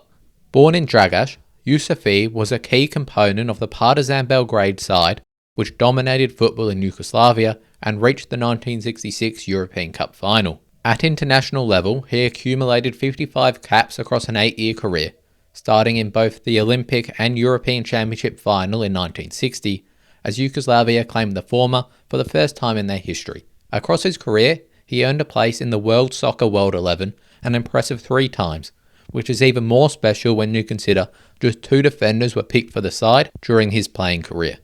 Kuwait, another smaller footballing nation that had an anomaly of a golden generation surrounded by mediocrity. For Kuwait, this period arose from the mid-70s to the 1980s, with them reaching their only 2 Asian Cup finals back-to-back in 1976 and 1980, winning the latter, backed up with their only ever appearance at a World Cup in 1982. The star of this team, Jasem Yacoub, is their nation's greatest player. As has always been common with Middle Eastern footballers, Yacoub played his whole footballing career in Kuwait for his hometown club, Al-Qadsai, but at international level he scored 36 goals and 49 caps. Kyrgyz Republic. For the nation that has recently qualified for a 3rd consecutive Asian Cup, it is a key man of their current squad, Alimardon Shukhrov, who I deem their best ever. A creative midfielder, Shurdakov made an instant impact in the national team when he scored 2 goals on his first start against Myanmar in World Cup qualifying. At club level, he plays in Belarus, following a short spell in Turkey, with him scoring 2 goals in European play in 2023. Laos. The most capped player and the first to play professionally, Sukhofon Vongchenkam is Laos's greatest footballer. A diminutive midfielder at just 5'1", Vongchenkam's aspirations to reach the professional game were often doubted, but he overcame these challenges to play professionally in Thailand, with it being named in the top league Dream Foreign 11 in 2023. Latvia. A name familiar to fans of the Premier League at the turn of the century, former Southampton forward Marians Pahas is the best Latvian footballer ever produced. Part of the first former Soviet nation to qualify for a major tournament outside of Russia in the 2004 Euros, Pahas made an instant impact in the Premier League, scoring 36 goals in his first 3 full seasons on the south coast. Unfortunately, injuries would blight the rest of his career, with him being limited to just substitute appearances at the aforementioned Euro campaign. Lebanon. The Middle Eastern nation's greatest player, Ruda Antar, was a stalwart of the Bundesliga during the 2000s, first appearing for Giants Hamburg before having spells at Freiburg and Cologne. A goal-scoring midfielder, Antar accumulated over 100 goals in his career and sits 4th on the nation's all-time goal-scoring chart with 20 goals. Lesotho. The second enclave nation within South Africa, alongside Eswatini, Lesotho has produced even less footballers than their neighbours. But like Eswatini, Lesotho's greatest player, Lekone, spent time at South African giants Kaizer Chiefs. Unlike Shongwei, Lekone struggled to have a major impact at the Chiefs, with him leaving for a South African second division side after just 2 years. Tragically, the striker would be forced to retire at 31 due to an injury sustained after he was shot during an armed robbery. Liberia. There is no country on the planet where the gap between the best and second best player is larger than Liberia, with George Weah obviously being the nation's best. The first and most likely last ever person to both win the Ballon d'Or and be his nation's president, Weah became the first man to win the Ballon d'Or following the expansion of the eligibility rules to allow non-European winners. A forward who played for half a dozen European giants, Weah is best known for his time at AC Milan, where he won his Ballon d'Or and 2 Serie A titles to go alongside domestic trophies in France, England and Liberia. He also became the oldest man to gain an international cap when he captained Liberia in a friendly against Nigeria in 2018 at 51, whilst president, with him receiving a standing ovation from supporters when he got substituted, highlighting the love the Liberian public have for their nation's greatest sporting export, and the man who oversaw the first democratic transition of power in the nation for 74 years. Libya. For a North African nation that borders Tunisia, Morocco and Egypt, Libya's prowess in football is quite disappointing, having appeared at just 3 AFCONs and never reaching the World Cup, with this expanding to their greatest player also, with current Besiktas midfielder Al-Musrati being their best. A defensive midfielder who made his name in European football in Portugal, most notably at Braga, where he became the first Libyan to play in the Champions League. Al-Musrati moved to Turkish giants in the most recent summer in a loan deal which will be made permanent for €12 million. Liechtenstein. A nation that recently lost to San Marino, not once but twice, Liechtenstein may well be the weakest national team on the continent at the moment, with them being ranked a record low 204th in the world. Their greatest player was part of a team which reached the dizzying heights of 118th in the world in 2008 and 2011 respectively, in Mario Frick. Like many other greatest players from minor European nations, Frick had an extremely lengthy international career, spanning from 1993 to 2015, with him sitting top of their goal-scoring list and second in their appearances, with 125 caps. At club level, the striker played for three of the biggest clubs in Switzerland, in St. Gallen, Basel and Zurich, as well as having a 3-year spell in Serie A with Verona. Following this, he would finish his career in the lower leagues of Italy and back in Switzerland, with him managing to score around 200 goals for club and country over his long career, which would see him retire in 2016 at 41. Lithuania. The second man on the list to be part of the 1988 Soviet Union side which won gold at the Seoul Olympics, Arminas Narbekovas, would go on to play 13 matches for Lithuania following the fall of the USSR. An attacking midfielder who would be part of the Rapid Vienna side which won 3 consecutive titles from 1991 to 1993. Although like many others on the list, Narbekovas' second half of his career would be largely affected by injuries. Luxembourg. Making it a hat-trick of European nations, the greatest player from Luxembourg was a key part of that golden era in the early 1960s in Louis Pilot. With just 324,000 people at the time of qualifying for Euro 64, Luxembourg beat the Netherlands 3-2 on an aggregate in one of the biggest upsets in European history, before drawing 4-4 with Denmark over 2 legs in what essentially was the quarter-final of the tournament. In the home encounter of the tie, Pilot scored within the first minute, with him only failing to make the Continental Final Four following a 1-0 loss in a replay in Amsterdam. At club level, he became a legend at Belgian giant Standard Liège, making over 300 appearances for the club over an 11-year period, which saw him win 4 Belgian league titles and 2 Belgian Cups. Macau. The greatest player from Macau, an autonomous region off the south coast of China, is Long Ga-hung, a 5'11" striker who played football professionally in the Hong Kong Premier League. Hung sits second on Macau's all-time scoring list with 12 goals. Madagascar. The biggest African island nation by land mass and population, Madagascar have failed to impact the football world as much as they would have liked, outside of their fairy-tale run to the quarter-final of the African Cup of Nations in their only time qualifying in 2019. However, their greatest player only ever wore the Barea shirt once, 12 years prior to their great run. This is former PSG defensive midfielder Eric Rabasantratana. Born in France, Eric represented the French all the way up to under 21 level, but never got a senior call-up, with him making one appearance for Madagascar in 2007 in a friendly. A graduate of the esteemed Nantes Academy, Eric was a constant in the heart of midfield for the Eastern French club during the first 7 years of the 90s, before making the move to the capital in 1997, where he would win a domestic cup treble in his first season at the club. He would remain at PSG until 2001 before making the move to AEK Athens, with him since going on to coach following retirement, even being appointed interim Madagascar manager in 2021. Malawi. From a man who earns his place on the list for his achievements at club level rather than international level, to the absolute opposite. For Malawi, we have the star of their first ever African Cup of Nations side, in Clifton Messiah, an electrifying winger who won the 1984 AFCON goal of the tournament and earned a place in the team of the tournament despite Malawi failing to win a game and propping up the group. An absolute icon in his homeland, Messiah earned 78 caps between 1982 and 1991, only ever losing 18 matches with his nation. Malaysia. For a nation that has had an insignificant impact on the overall history of football, it is amazing that the Malaysia national team of the 1970s and 80s included 2 men who would hold 2 of the most significant individual records in international football for over 2 decades. Firstly, Sochin An, who isn't Malaysia's greatest player, officially held the record for the most official international caps until the Kuwait legend Badr Al-Matawa overtook him in his final ever international appearance in 2022. But ahead of even him, their greatest ever player, Mokhtar Dahari, broke the legendary Hungarian striker Ferenc Puskás's international goal record in October 1980, a record he held until Ali Dyer overtook him in 2004. The forward played his whole footballing career in Malaysia for Selangor, where he won 10 Malaysian Cups and unsurprisingly retired as the club's all-time leading goalscorer.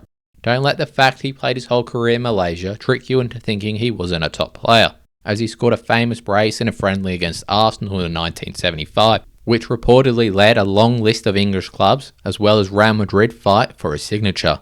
But, as was still surprisingly common at the time, Doherty chose to stay loyal to his hometown club. The Maldives.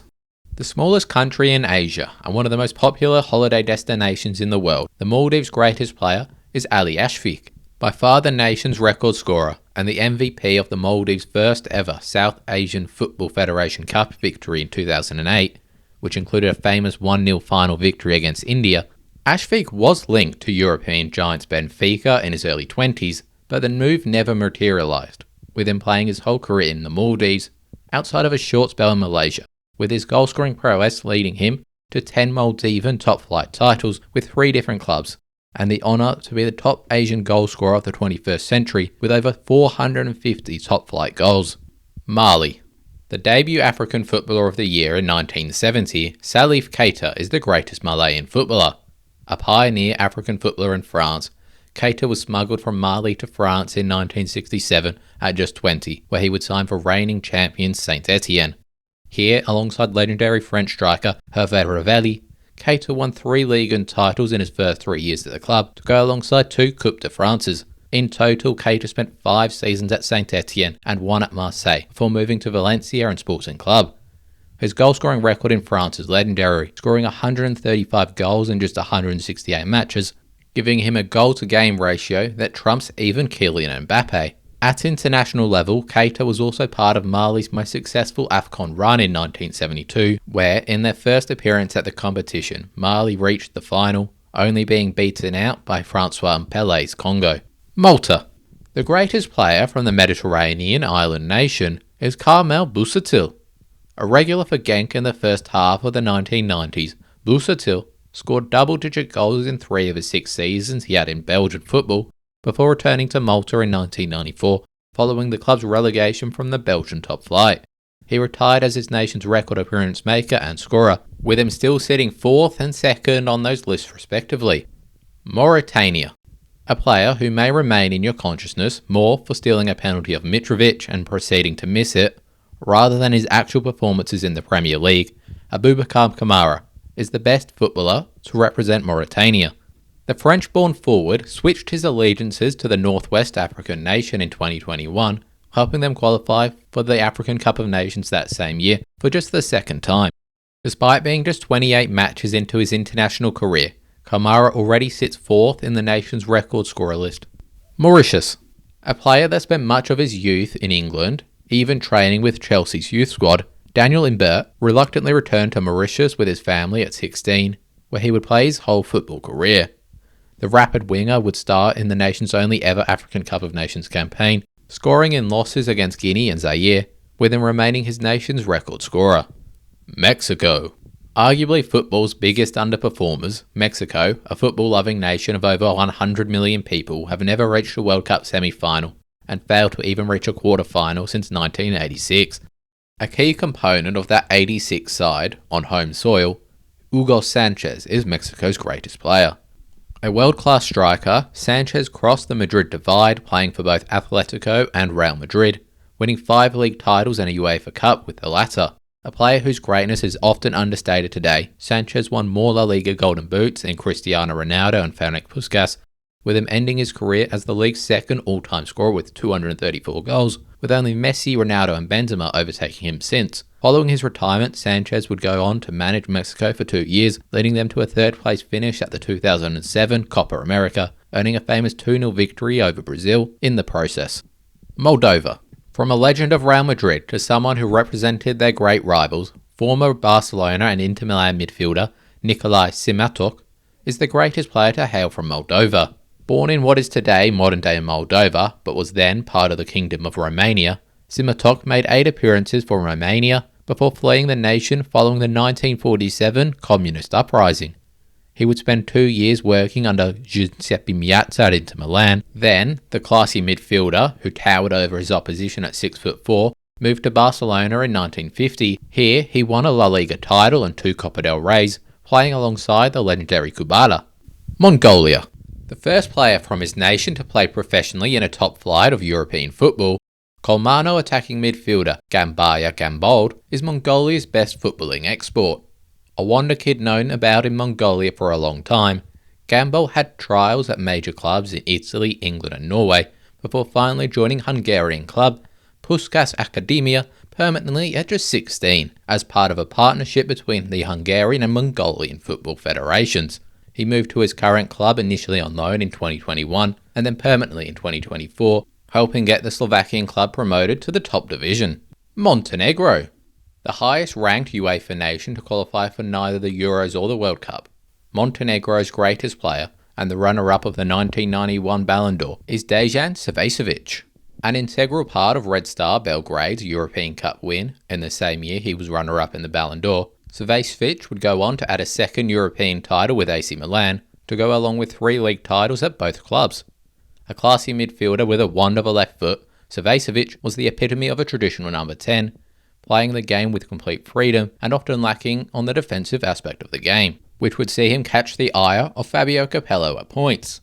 But even Capello, who once won a league title with his team just scoring 36 goals, accepted Savicevic, with him once saying, "He hardly trained, he hardly worked, and when he was on the pitch, everybody else had to work twice as hard to make up for him. But he was an exceptional talent, and we turned him into a superstar." Montserrat. For the 181st ranked nation in the world, and another British overseas territory, it is unsurprising that their best player was born and raised in England rather than on the island territory itself. This is the prolific EFL striker Lyle Taylor, a forward who has appeared in the top 2 divisions of Scotland and all of England's top 7 leagues outside of the Premier League. Taylor, now 34, has been a reliable scorer his whole career, tallying over 200 career goals, with him being part of squads which have won the playoffs from all 3 divisions of the EFL, reaching his peak in 2019 when he won the League One Fans Player of the Season as he led Charlton to the championship, scoring 25 goals for the club that season. Eligible for Montserrat through his grandparents, Lyle, alongside his brother Joey, represented the national team since 2015, with him being comfortably the nation's record scorer. Morocco. The first African nation to reach a World Cup semi-final at the most recent tournament, Morocco's greatest player hails from an era prior to the national team even existing, and was in fact one of the best players to ever represent France in Labi Ben Barek.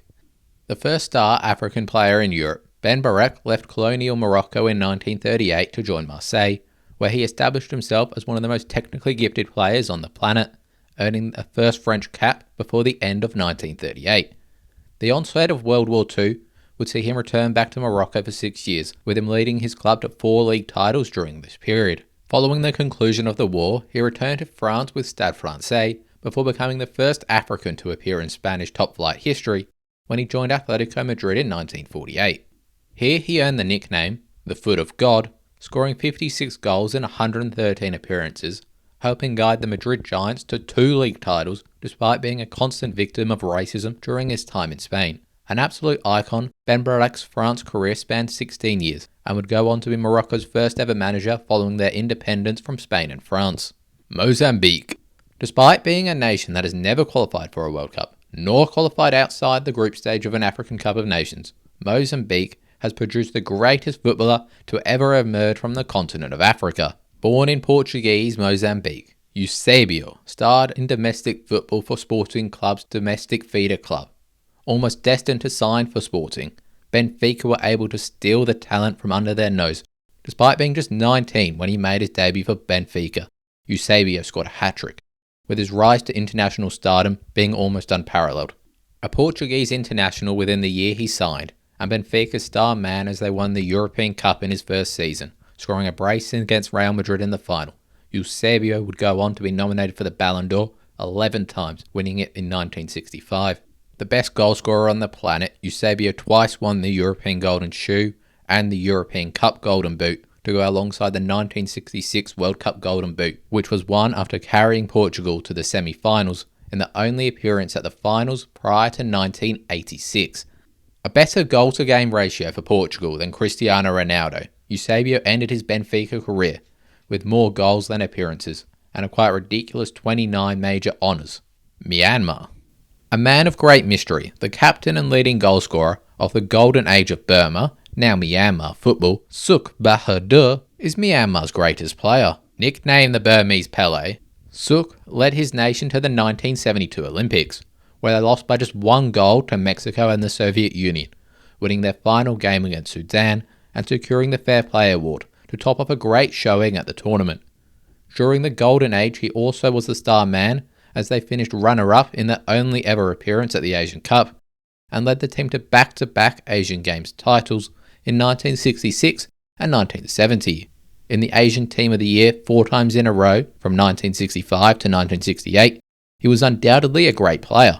However, a lot of his life and career is surrounded in mystery. It's been claimed that he played for both Sheffield Wednesday and Fulham in friendlies before serving Burma valiantly in their war against China, and also reportedly held the nation's 100-metre record and was a standout tennis and hockey player. How true all these claims are is hard to tell for certain, but one thing that seems almost certainly true is that he was his nation's record scorer and greatest footballing talent. Namibia, an African nation with a limited number of recognisable footballers, one who established themselves at a gigantic club in Germany, Colin Benjamin is Namibia's greatest footballer. A utility man, Benjamin accumulated 191 appearances for Bundesliga club Hamburg over a 10-year spell at the beginning of the millennium, winning the now defunct German League Cup in 2003. At international level, he made 32 appearances, helping qualify Namibia for just their second AFCON in 2008, with him since going on to lead the country through the group stages of the most recent AFCON as manager, earning a historic victory against Tunisia in the process. Nepal, a player whose agent claimed he had interest from major Premier League clubs as a teenager, Rohit Chand is the greatest Nepalese footballer. A player picked out as a wonder kid from a young age, Chand has gone on to play 92 times for his country, in addition to starring in Indonesian domestic football for over a decade.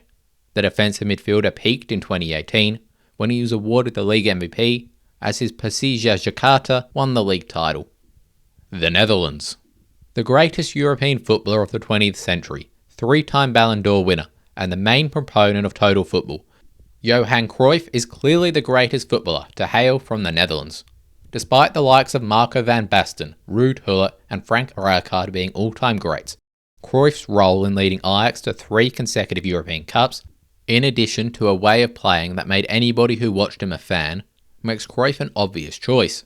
His Dutch side, which reached the 1974 World Cup final, is seen as the best international team alongside Puskas' Hungary to fail to win the World Cup. Whilst at Barcelona, he would famously bring an end to the club's record 14-year title drought in his first season at the club, with him going on to coach the team to their first European Cup in 1992, to go alongside embedding the style of play within the club that we know them for today. New Caledonia, the Oceania nation which has probably produced the most talent outside of New Zealand, Christian Karembeu is probably the best player born in New Caledonia. However, the former Real Madrid man opted to play for France, starting alongside Petit, Deschamps and Zidane in the 1998 World Cup final. His ineligibility makes the choice really difficult, with dual France and New Caledonia international Jacques Zimmerko slightly edges out Marc Canyon Case and former PSG player and manager Antoine Kumbare. Zimmerko, the first player of Kanak descent to represent France, played 13 times, scoring 2 goals between 1977 and 1981. As with most great New Caledonian footballers, Zimmerko made his mark in Europe in French domestic football, most famously winning the Ligue 1 title in 1981 with Saint-Etienne.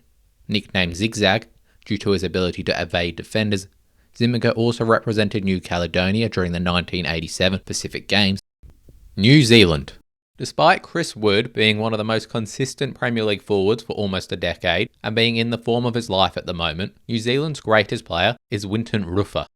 Like Wood, Rufer is a striker and he burst onto the scene on international level as a teenager, when he scored a marvellous winning goal against China to send the Oceania nation to their first World Cup. Offered a contract at Norwich after impressing during a trial, Winton was unable to gain a work permit, with him ultimately settling in Europe in the land of his father in Switzerland. An instant success at the level, Rufer scored at least 11 goals in all 7 seasons he had in Switzerland before making the move to the Bundesliga with Werder Bremen. Here he established himself as one of the best forwards in Europe, scoring over 100 goals for the North German club over 6 seasons, which saw him win 2 DFB Pokals, a Bundesliga title, and Werder Bremen's first ever European trophy in the 1992 Cup Winners' Cup, scoring against Monaco in the final. Rufer reached his peak in the 93-94 season, when he top scored in the Champions League after scoring 8 goals in just 10 matches. Following his career, Rufer was invited onto a prestigious FIFA football committee, which included the likes of Pelé, Johan Cruyff, Franz Beckenbauer and Bobby Charlton, with Rufer remarkably striking up a great friendship with his football hero, Pelé, which would endure until Pelé's death. Nicaragua. A man who played his football within Nicaragua during the 1960s, Pedro Peche Giron, is often credited as his nation's best player, although there is not much information on him out there. Credited as a selfless and hard-working midfielder who was a constant goal threat, Peche captained Nicaragua for 6 years and is particularly famed for a performance which saw him get an assist as Nicaragua beat Argentinian side Estudiantes 2-1 in 1966. Niger. A man who has played for a quite ridiculous 20 different clubs across 11 countries, Moussa Mazou, is Niger's greatest footballer. Most known for his time in France, the striker played for the likes of Bordeaux and Monaco, famously scoring an extra-time winner for the Monegasque side in both the quarter-final and semi-final of the 2010 Coupe de France. At international level, Mazou scored 13 goals in 54 caps, appearing in Niger's 2 African Cup of Nations campaigns in 2012 and 2013, captaining them in the latter. Nigeria. Maybe my most controversial pick of the entire video. For Nigeria, I've decided to opt against the legendary JJ Okocha in favour of their current star player and one of the supreme number 9s on the planet in Victor Osimhen. Okocha, one of the most joyful and skillful players football has ever seen, led Nigeria to a gold medal in the 1996 Olympics and was part of their second AFCON winning squad in 1994. However, he famously never won a trophy in club football and was never awarded African Footballer of the Year, whereas Osimhen has been awarded the accolade in the year he was the standout player in Serie A, as he led Napoli to a drought-breaking third Scudetto. A lethal striker from a young age, Osimhen first came into prominence in 2015, when he scored 10 goals at the Under-17 World Cup, as Nigeria won a record-extending 5th world title at the age level. Already his nation's record scorer at 26, Osimhen will likely have to bring home international silverware to Nigeria to receive the same love and affection from the Nigerian public as Okocha. But despite this, I believe Osimhen has already reached a world-class level that no Nigerian has reached before, and will be hoping to lead Galatasaray to a Europa League title this season before he inevitably moves to one of Europe's biggest clubs in the summer. North Korea. Despite being a nation that is surrounded in so much mystery, North Korea are one of just 2 Asian nations to ever reach a World Cup quarter-final, with a man from that team in 1966, Duik Pak, being my choice for the nation. Really hard to know for certain, as outside of their 4 games at the World Cup and a few qualifiers, there is no recorded evidence, written or visual, of the North Korean side or their players. Therefore Pak, the scorer of their nation's famous winning goal against Italy, and the man widely considered by onlookers to be the nation's standout player, is an obvious choice. North Macedonia.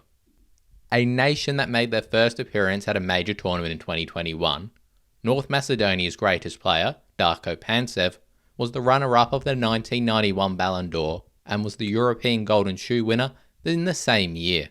The man who scored the winning penalty of the 1991 European Cup final, Pancev was a lethal goalscorer for both Vardar Skopje and Red Star Belgrade in Yugoslavian football, with him being almost unplayable in 1990-91, as he scored 40 goals across all competitions.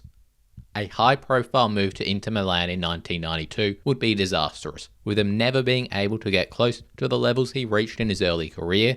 At international level, he scored 17 times for Yugoslavia prior to the collapse of the nation, with him going on to score and captain Macedonia in their first international match in 1993. Northern Ireland. Despite the Republic of Ireland being the most prominent in recent memory, Northern Ireland have edged the rivalry 4-2 and have arguably produced the 3 best players from the island of Ireland in Pat Jennings, Danny Blanchflower and of course George Best. Best, the most talented footballer ever produced across the British Isles, famously made Manchester United's number 7 iconic, spearheading the club's revival following the Munich air disaster, winning 2 league titles with the Red Devils, in addition to being the best footballer on the planet in 1968. a year which saw him score the winning goal in the European Cup final at Wembley and lift the Ballon d'Or. Best scored a quite ridiculous 32 goals for Manchester United off the wing that season, something that was unheard of at the time. His speed, skill, and rockstar look made him the most famous and adored footballer Britain had ever seen.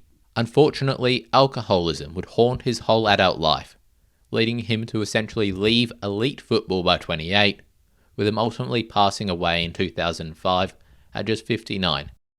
Norway.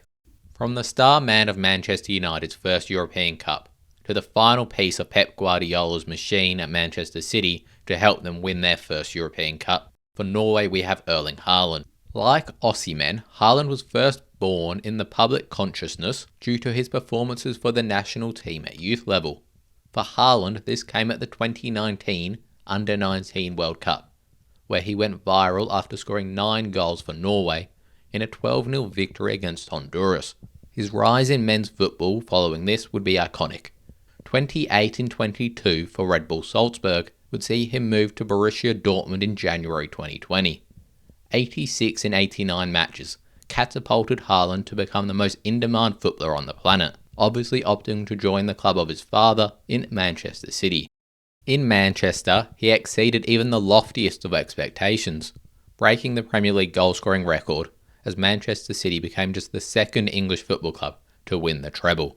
On the continental stage, Haaland is scoring goals at a better rate than Messi and Ronaldo, already sitting 13th top scorer in the Champions League history, whilst also being his nation's record scorer, having scored 38 times in just 39 caps. Oman.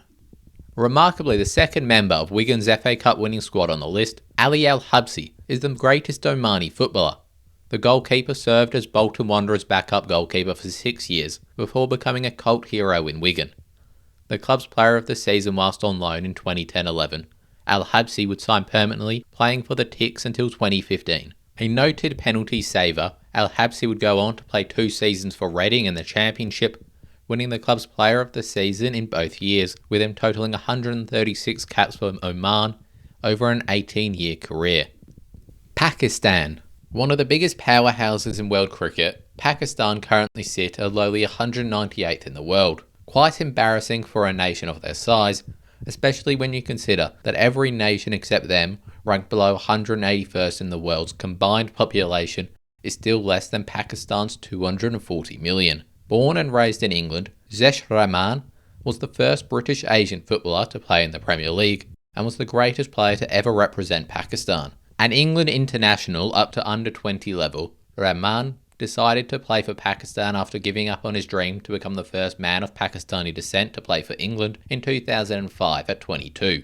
A graduate of the Fulham Academy, the central defender spent a couple of seasons in the first team before moving to QPR in 2006, with a desire for more consistent game time. Over the next few years, Rahman would slide down the pyramid, with him ultimately moving to Asia in 2011, playing the rest of his career across Thailand, Hong Kong and Malaysia, outside of a short spell at Gillingham, where he would save the club from relegation from League One in 2017. Palestine. His nation's record scorer, and one of just 2 Palestinians to play in a top European league today, Ode Dabar, is his nation's greatest player.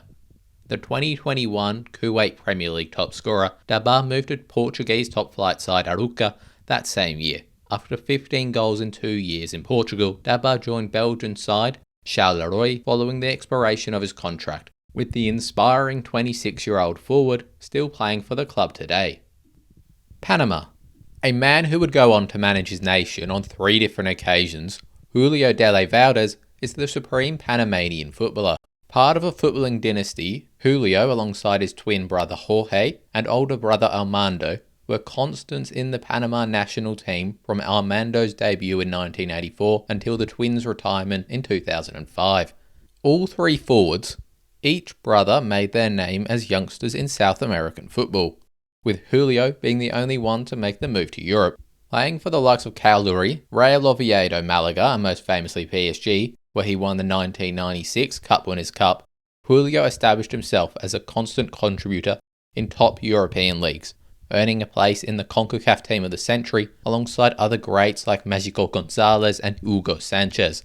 Papua New Guinea. The first Papua New Guinean footballer to play professionally in Europe, David Brown is their best talent. Having made his name in New Zealand with Auckland City, Brown spent 3 years in the Netherlands playing under-23 football for PEC Zwolle and Groningen. Following a short spell back in Auckland City, the left winger moved to Europe in 2020, this time with Finnish giants HJK Helsinki. 10 goals in 84 matches and 3 league titles would follow, as Brown became a regular for the club both domestically and in Europe, despite interest to renew his contract at the end of the 2022 season. Brown opted to leave HJK as a free agent. However, over 2 years later, Brown hasn't signed a contract with any other club, despite being just 29, with it being unclear whether he has retired or not. Paraguay. A player considered by some football historians to be the best South American not to play for one of the main three nations, Arsenio Rico is Paraguay's greatest. Alfredo Di Stefano's footballing hero, Rico was a striker noted for an unparalleled leap and elite goal-scoring ability. In fact, Rico remains to this day the Argentinian Primera Division's record scorer, having scored 295 league goals, although his decision to leave Paraguay from Argentina saw him be labelled a traitor in his homeland, with Rico being prevented from ever appearing for La Albiroja in an official international, with him even being booed when he returned to face his old side, Nacional, during a tour of the country with Independiente. However, this distaste to him quickly faded, as Rico returned to the Paraguayan side on 2 different occasions following this booing, dragging the side to the 1942 Paraguayan League title. He also stayed loyal to his country of birth, refusing to represent Argentina, despite being offered an exorbitant amount of money to represent the nation. Peru. The second great South American footballer in a row, and the second ever South American Footballer of the Year in 1972, Teofilo Cubillas is an obvious inclusion for Peru, with him going on to be ranked the 17th best South American footballer of the 20th century. Cubillas' 10 World Cup goals place him only behind Messi in the competition's history when you exclude traditional centre forwards, which is particularly impressive when you consider Peru have qualified for just 5 World Cups in their history, 3 of which were during the era of Cubillas. Nicknamed El Nene, the Kid, Cubillas would be named the best young player of the 1970 World Cup after scoring 5 goals, with him going on to lead Peru to just their second Copa America crown in 1975, being awarded the tournament's best player in the process. Following being named South American Footballer of the Year, Cubillas made the step to Europe, surprisingly joining Swiss club Basel. However, after an impressive 6 months, all of Europe's giants circled the Peruvian, with him ultimately moving to Porto. Here, he once again established himself as one of the best players on the planet. An absolute genius, he created a footballing rivalry with Eusebio at Benfica, despite scoring 66 goals in 110 matches for Porto from midfield. The club were unable to overcome Benfica, with Cubillas winning just 1 cup during his time on the Iberian Peninsula. Philippines.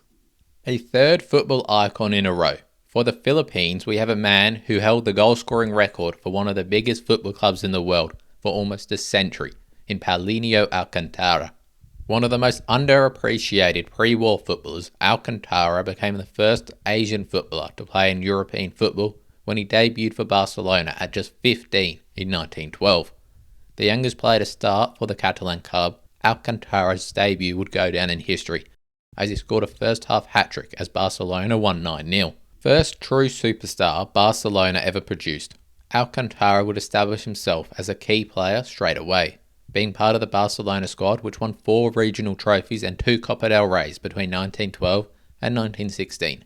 However, in 1916, Alcantara, barely an adult, returned to the Philippines with his family, as even Barcelona were an amateur club at the time.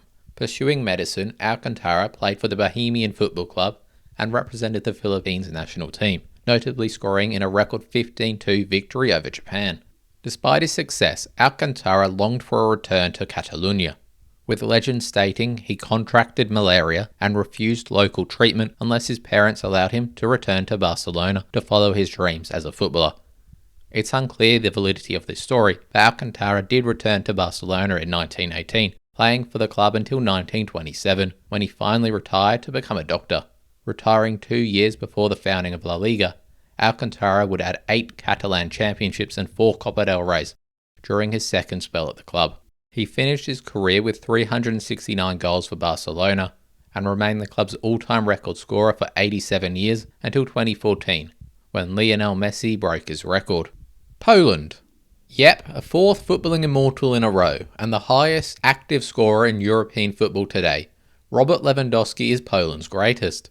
A player you will know well, Lewandowski has scored over 700 career goals, including a record 84 for Poland.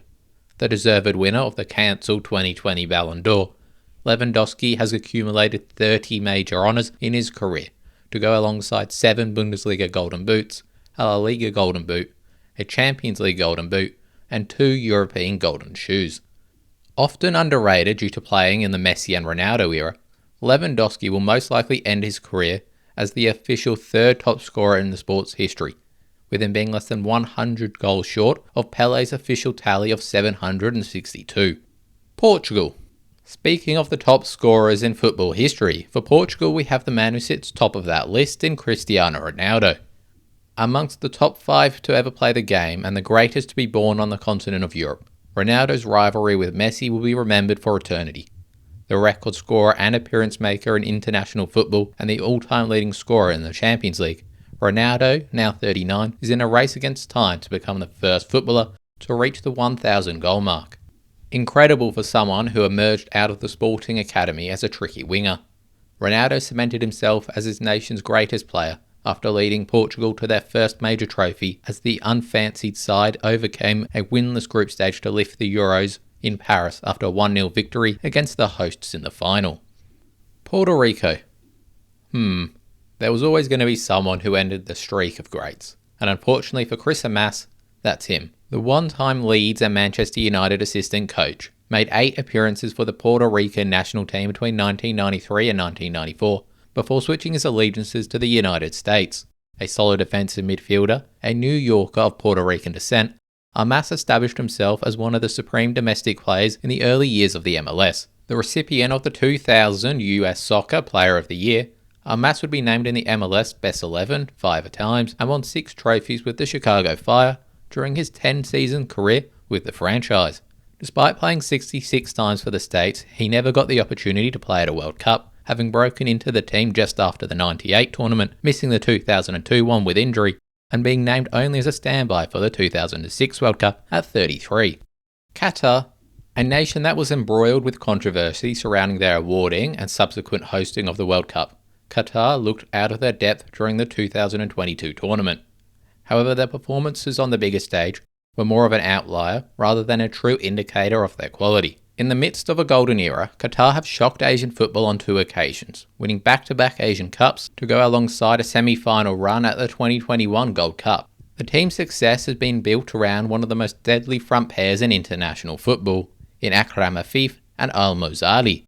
At the time of recording, both players are 28 years old and have made 121 appearances for the national team.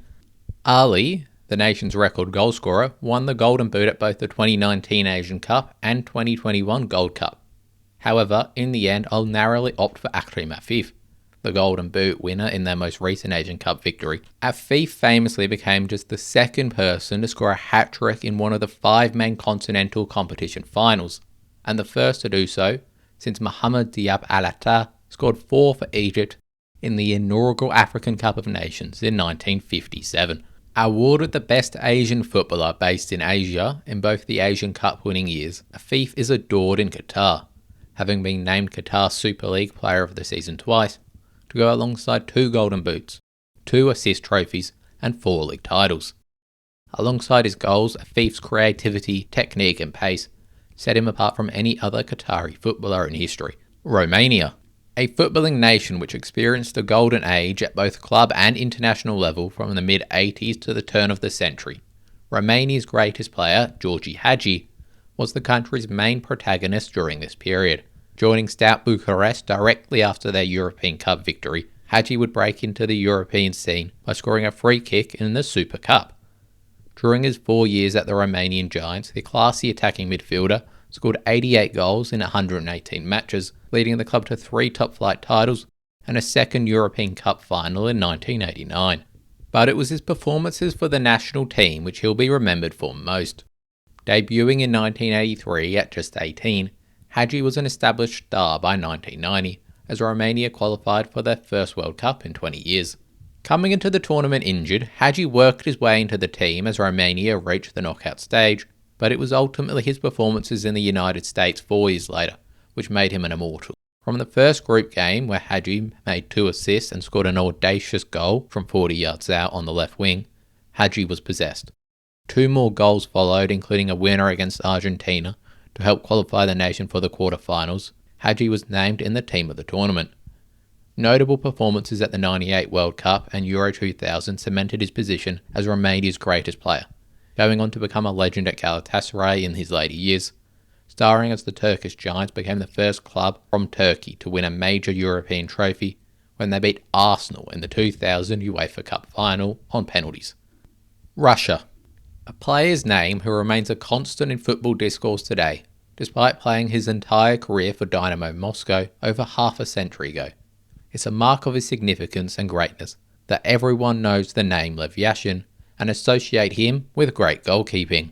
The man nicknamed the Black Spider, Yashin possessed reflexes and athleticism well beyond his time, commanding his penalty area with great authority, despite a complete lack of protection from referees. Playing behind the Iron Curtain, it was his performances for the Soviet Union national team, which are remembered for best in the West. Starring for the nation as they claimed the inaugural European Championship in 1960, Olympic gold in 1956, and reached the semi-final of the 1966 World Cup. Well known for being the only goalkeeper to win the Ballon d'Or, Yashin was also named FIFA's goalkeeper of the century and is without doubt the greatest Russian footballer ever. Rwanda. A nation that experienced one of the deadliest genocides in recent history during the 1990s. It's a man who grew up in the nation during this period who is Rwanda's greatest footballer, in Olivier Karekezi. The nation's record scorer, Karekezi, became one of the first Rwandans to play in Europe when he signed for Swedish top-flight side Helsingborg IF in 2005. Playing his club career across Scandinavia and Tunisia, Karekezi was part of the only Rwanda national team to compete at an AFCON at just 20 in 2004. St. Kitts and Nevis. The first of a run of 3 saints, St. Kitts and Nevis is the highest ranked nation of the trio, with them also having the most accomplished greatest player ever in Romain Sawyers, slightly edging out the nation's record scorer and one-time Palmeiras player, Keith Gums. Sawyers may be familiar to you through his time in the Premier League with West Bromwich Albion. In addition to West Brom, the English-born midfielder has been a very good contributor in the Championship for the likes of Brentford, Cardiff and Stoke, with him now playing for Bristol Rovers in League One. St. Lucia. With 20 goals and just 23 caps, Earl Jean is both St. Lucia's greatest player and record goalscorer.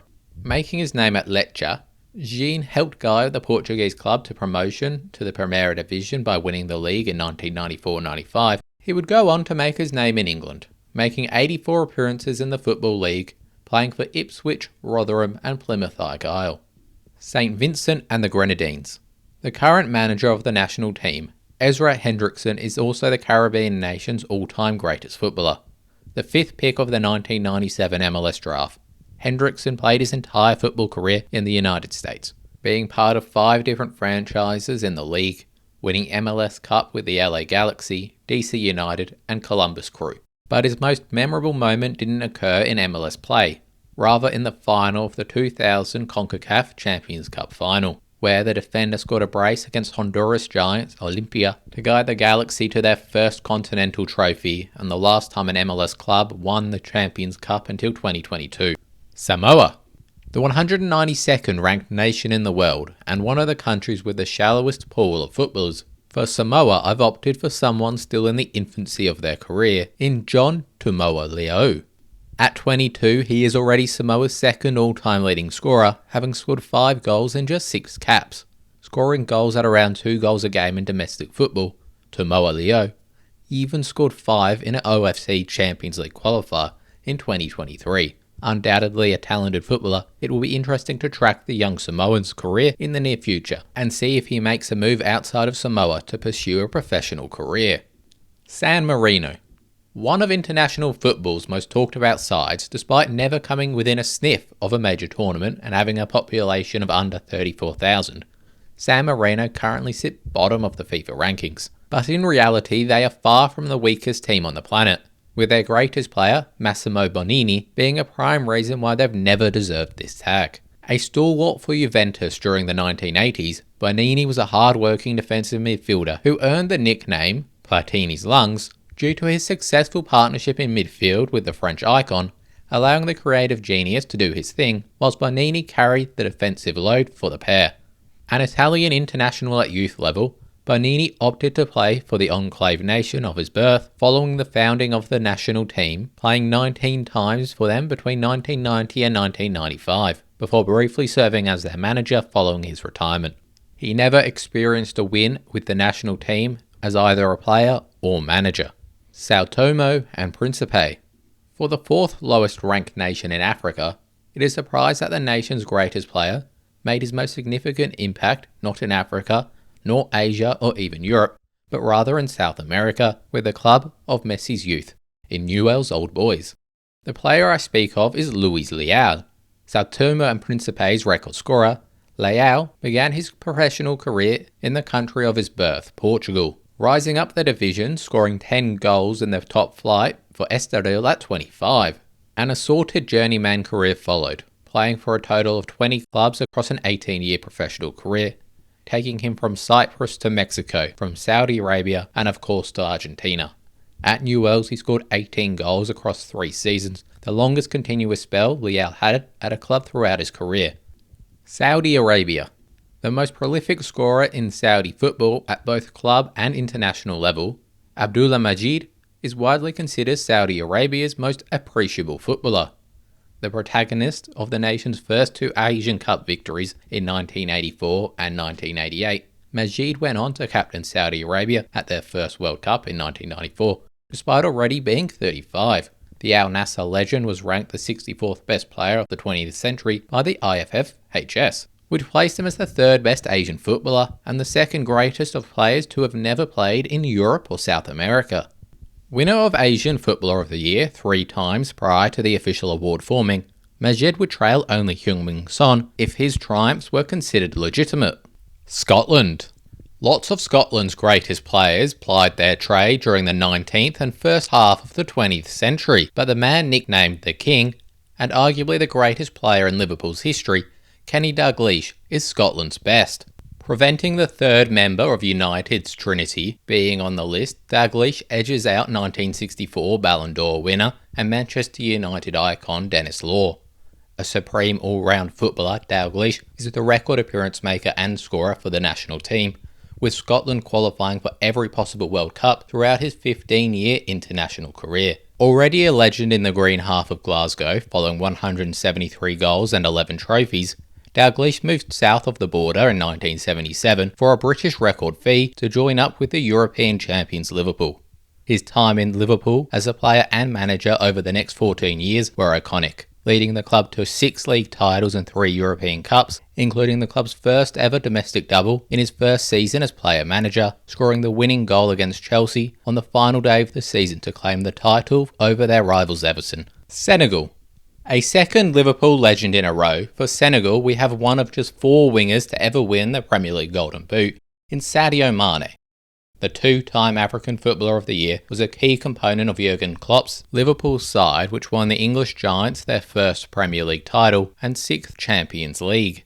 Earning a place in the Premier League Team of the Season on 4 occasions, many have been quick to forget the instrumental role the Senegalese star had in Liverpool's resurgence over the past decade, following his disastrous move to Bayern Munich. At international level, Mane was and still is the star man of Senegal's golden generation, which have qualified for 2 World Cups and won their first African Cup of Nations in 2021, a tournament in which Mane scored the winning penalty in the final against Egypt and was named the competition's best player. Serbia. A common through line of the greatest players from former Yugoslavian nations was a connection with Serbian giants Red Star Belgrade. It is therefore no surprise that the greatest player from the nation also played for Red Star, in Dragan Zajic. A football legend, Zajic joined Red Star at 15 after impressing the scouts at a junior tournament. Debuting for the senior team in 1963, he became known as an elegant player with incredible speed and a precise left foot, winning 5 Yugoslav titles, 4 national cups, and set numerous club records. including 590 matches and 287 goals. Internationally, he represented Yugoslavia 85 times, scoring 23 goals, and shone in the 1968 European Championship, in which he won the Golden Boot as Yugoslavia reached the final, ultimately finishing third in the Ballon d'Or that year after winning a domestic double. In retirement, he served as the Serbian Giants technical director, president, and honorary president, helping the club achieve European glory in 1991, with his legendary number 11 being retired in his honour. Seychelles. A one-time member of Fabio Capello's England squad and one of the first members of Chelsea's infamous loan army, Michael Manson is the small island nation's greatest player. The seventh most capped player at under 21 level for England, the defender spent 2 seasons on loan at QPR and 3 seasons at Wolves across the Championship and Premier League before being sold to German giants Hamburg in 2011 for €2.5 million. Son of a Seychellois international, Michael declared for the Seychelles in his mid-30s, making 5 appearances for the nation, including scoring a winning goal against Bangladesh in 2023. Sierra Leone. A forward who played for 18 clubs throughout his career, most notably at Inter Milan at the beginning of the century, Mohamed Kallon is the greatest Sierra Leone footballer. A backup to Ronaldo Nazario at the Nerazzurri, Kallon was called into action following the Brazilian's injury in the 2001-2 season, where he scored 15 goals as the Italian Giants reached the UEFA Cup semi-final, and missed out on the league by just 2 points. The next 2 years would see him drop down the pecking order and then get an 8-month ban for failing a drug test, with his career never quite getting back on track following this incident. Singapore. Record scorer Fandi Ahmed is my pick for Singapore. Son of a national team goalkeeper, Ahmad had great success in domestic football and in Indonesia, even spending a relatively successful 2 years in the mid-80s playing for Groningen in the Eredivisie. Slovakia. A man considered to be the greatest Barcelona player until the arrival of Lionel Messi, ahead of even Johan Cruyff. Laszlo Kubala is one of the most significant figures in the Catalan club's history. Associated with the great Hungarian national team, Kubala actually only ever played 3 times for Hungary, playing double the amount of games for Czechoslovakia. Born in Budapest to Slovakian parents, Kubala moved to Slovan Bratislava in 1947, representing the national team whilst at the club. In 1951, he commenced a decade-long spell with Barcelona, leading the club to 4 La Liga titles during arguably Real Madrid's greatest era. Barcelona's answer to Di Stefano, Kubala scored 281 goals in 357 matches, being one of just 2 men to be honoured with a statue outside of the Camp Nou. Slovenia. One of the last great old-school goalkeepers in football today, Jan Oblak has been a cornerstone of Diego Simeone's success at Atletico Madrid for over a decade now. One of just 2 goalkeepers to be named La Liga's best player, Oblak has on 3 occasions been named in the Champions League team of the tournament, highlighting his consistency at the top of the game. Behind the legendary Sami Handanovic for much of his international career, Oblak took over the gloves from 2015, establishing himself as the nation's best ever player, captaining the side at the most recent European Championship, famously saving a Cristiano Ronaldo penalty in extra time of the nation's round of 16 tie with Portugal. Solomon Islands. The most noted wonder kid produced by a Pacific Island nation in recent years, Rafael Leao caught the headlines after maintaining a goal-to-game ratio above 2, whilst playing for the Henderson Eagles at just 16. Heavy interest from clubs abroad, Leao was prevented from leaving the Solomon Islands until his 18th birthday, with the outbreak of COVID also delaying his professional career, finally signing a professional contract with Veliz Mostar of the Bosnian Premier League in 2023, making him the first Solomon Islander to sign a professional contract in Europe. Unfortunately, the young forward struggled with homesickness in Europe, opting to return closer to home following the expiration of his contract, currently playing in Australia's second tier. Somalia. The lowest ranked nation in Africa and one of the most dangerous places on the planet, Somalia has never been a cradle for footballing talent, with their greatest player, Liban Abdi, never actually representing the national team. Having moved to Norway at a young age, Abdi spent much of his youth in Scandinavia, before moving to Sheffield United's academy at age 14, after his family moved to England. The winger didn't get an opportunity to play for Sheffield United's first team, and instead made his name in European football playing for Hungarian giants Ferencváros. Eligible for the list due to never appearing for Norway, the nation Abdi often stated a desire to represent, Liban would move on from Ferencváros after 4 seasons, beginning a nomadic career in Europe's minor leagues, which ended in 2018 following a season in the Saudi Pro League with Al Ettifaq. South Africa. The record foreign scorer in the history of England's top division, Gordon Hodgson is one of English football's most underappreciated greats, and undoubtedly South Africa's greatest footballer. As a teenager, Hodgson caught the eye of Liverpool scouts during a tour of the country, with South Africa earning convincing victories over Liverpool and Everton, two of the finest teams in the country at the time. As a result, after returning to South Africa for a few months, Hodgson, alongside goalkeeper Arthur Riley, joined the Scouse Giants. And inside right, Hodgson was Liverpool's answer to Dixie Dean, who was leading Everton through a period of dominance during the 1920s and 30s. Although Hodgson's 11-year spell at Liverpool produced no silverware, he did establish himself as a legend on Merseyside, setting numerous goal-scoring records for the club that stand till this day, including the most goals scored for Liverpool in the top division, with 233 in 358. A short spell at Aston Villa and a more significant 86-match period at Leeds United helped Hodgson boost his goal-scoring output, finishing his career with 288 goals in England's top tier, a number that sees him sit above Alan Shearer and Harry Kane, trailing only Dixie Dean, Steve Bloomer and Jimmy Greaves in the record book. An all-round sportsman, Hodgson played 56 first-class cricket matches as a fast bowler for Lancashire during the summer months. South Korea. The greatest Asian footballer in living memory, if not of all time, Heung-min Son is the best footballer to hail from South Korea. A legend at Tottenham Hotspur, Son is the club's 5th all-time record scorer and top assister in the Premier League era. One of the deadliest finishes in football history, Son's partnership with Harry Kane was iconic, with his 3 goals against Manchester City in the 2019 Champions League quarter-final being crucial to the North London club reaching the final for the first time. Alongside Mane, Son is one of just 4 wingers to ever win the Premier League Golden Boot and was the first Asian to win the award in any of Europe's top 5 leagues. South Sudan. The newest African nation to join FIFA, South Sudan's national team was established in 2011, following the founding of the independent state after a 98.8% support for independence in a 2011 referendum. The nation has unfortunately endured a deadly civil war for much of its existence, with their best footballer, James Mogga, playing most of his career off their shores. A centre-forward, Mogga made 25 appearances for Sudan before making 18 for South Sudan following their independence. A club career mostly centred in Asia, Mogga played in the UAE, India and Bangladesh, reaching his peak in 2013 with Pune, as he scored 16 goals as the West Indian side finished second in the I-League. Spain. For Spain we have Alfredo Di Stefano.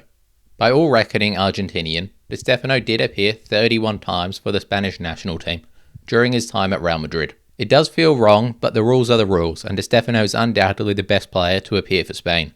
By my reckoning, amongst the 5 greatest footballers ever, and the greatest player in Real Madrid's history alongside Cristiano Ronaldo, the 5-time European Cup winner was the best footballer the world had ever seen prior to the emergence of Pelé. Sri Lanka. In recent years, Sri Lanka have begun recruiting dual nationals with the hope of improving their fortunes on the international stage after years of decline. As of yet, there hasn't seen much improvement, with them still being ranked 200th in the world. However, their best recruit, and by extension their most talented footballer ever, Jack Hingert, is my pick for Sri Lanka. Son of a Sri Lankan immigrant, Hingert was born in the UK and has played the majority of his career in Australia for A-League side Brisbane Roar. With almost 300 appearances for the club, the right-back is on the verge of becoming the club's record appearance maker and has won 2 premierships during his time with the club, including under the tutelage of Ange Postecoglou in 2012.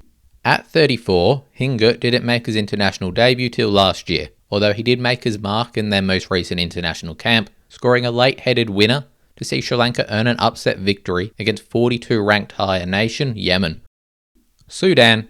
Another example of the best player of a golden generation. For Sudan, we have 1970 African Cup of Nations victor, Nasser Adin Abbas. Known by the nickname Jaska, the forward spearheaded the nation to an era of dominance in Africa during the 1960s and early 1970s, scoring a record 27 goals and 52 caps, which included 4 in the 1963 AFCON, where they were runners-up to Ghana, 2 in 1970 when they won it, and the nation's only ever goal at an Olympics against eventual bronze medalists, the USSR. Suriname. There is arguably no nation whose diaspora have had a greater impact on a major footballing nation than Suriname, who have helped produce many of the Netherlands' greatest players, including the likes of Virgil van Dijk, Frank Rijkaard, Clarence Seedorf, Ruud Gullit, and many, many more. But the pool of players who have actually opted to represent Suriname themselves is much shallower, with Humphrey Minaus, who made 3 appearances for the Netherlands in addition to 45 for Suriname, being the pick of the bunch. Moving to the Netherlands at 26, Minaus quickly established himself as one of the supreme defenders in the country, making his national team debut against Bulgaria in 1960. Sweden.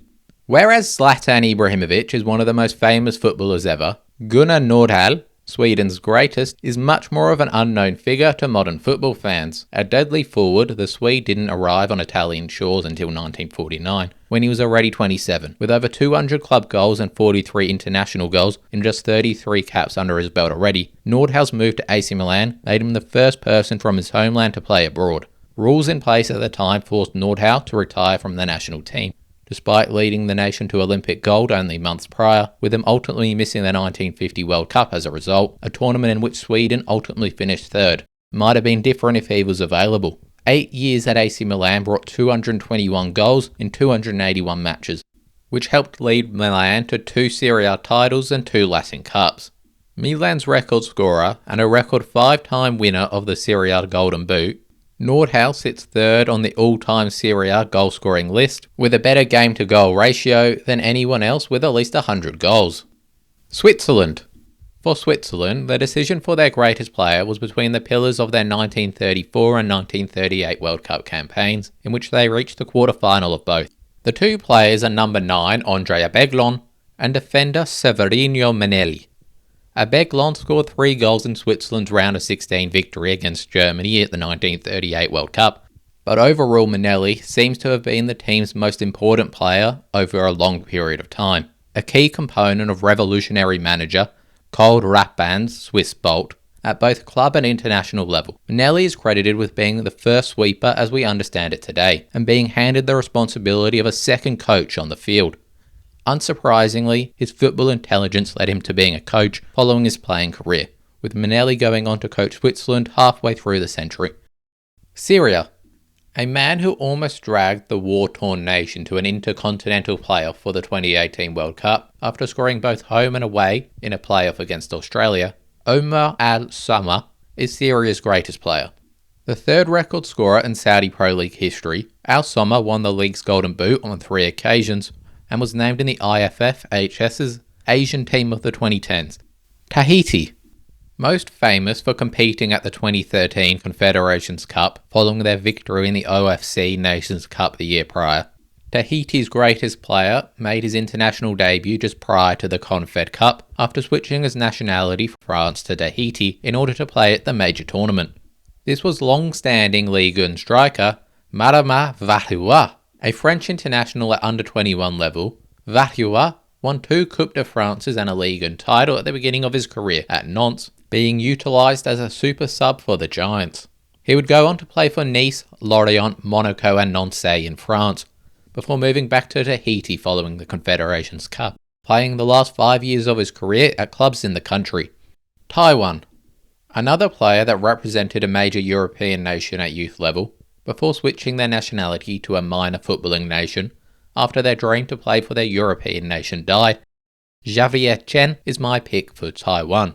A regular for KV Mechelen in the Belgian Pro League from 2007, the Belgian-born right-back moved to Guizhou in 2013 in order to be closer to Taiwan, where he had been playing for the national team since 2011. Tajikistan. Great Scott. It couldn't be, could it? It is. I'm sure you're all onto it. Yep, a third member of the world-renowned, historically significant 1988 Soviet Union Olympic team in Alexei Cherenik. No, but on a serious note, Cherenik is the greatest footballer from Tajikistan. 2 appearances for the Soviet Union national team, in addition to 8 for the Olympic team.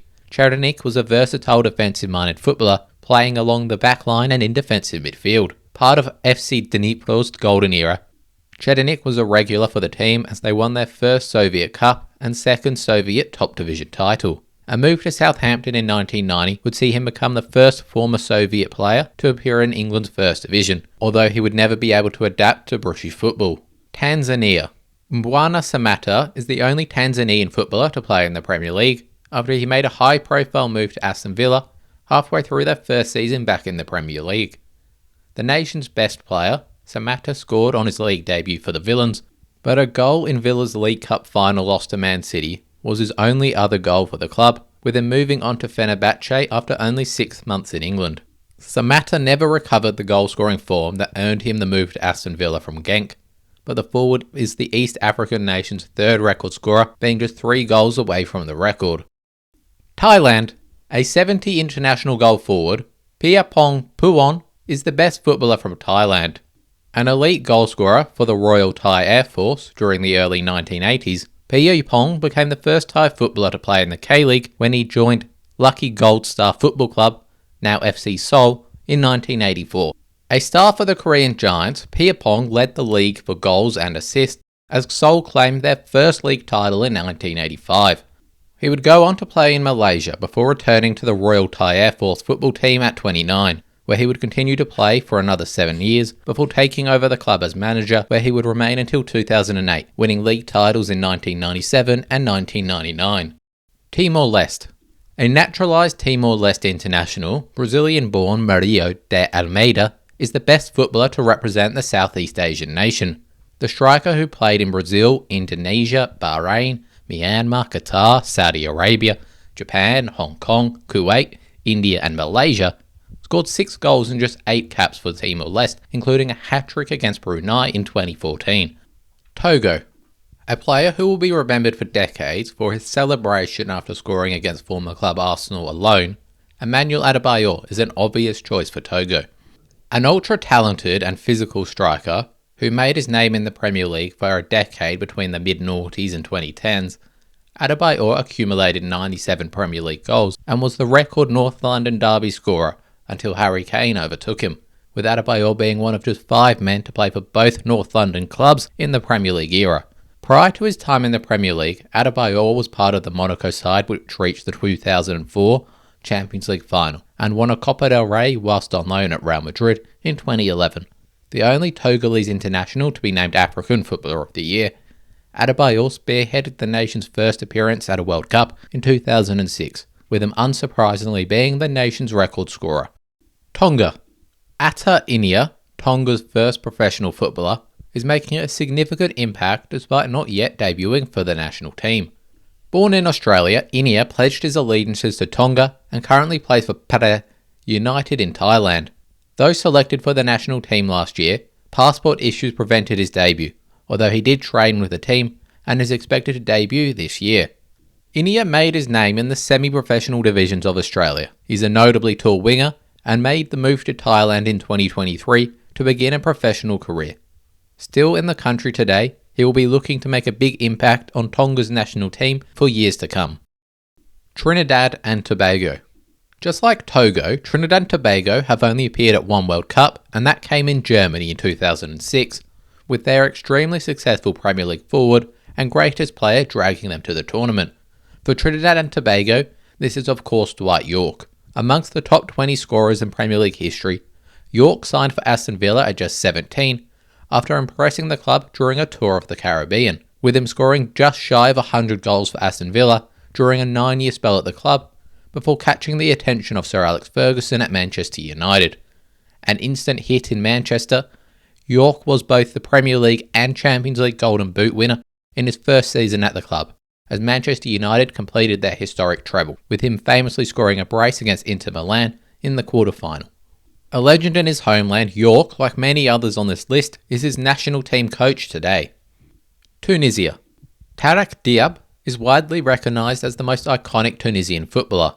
The only player from his country to be named African Footballer of the Year in 1977, Diab played a pivotal role in leading Tunisia to the 1978 World Cup finals, where they became the first African nation to win a match at the tournament.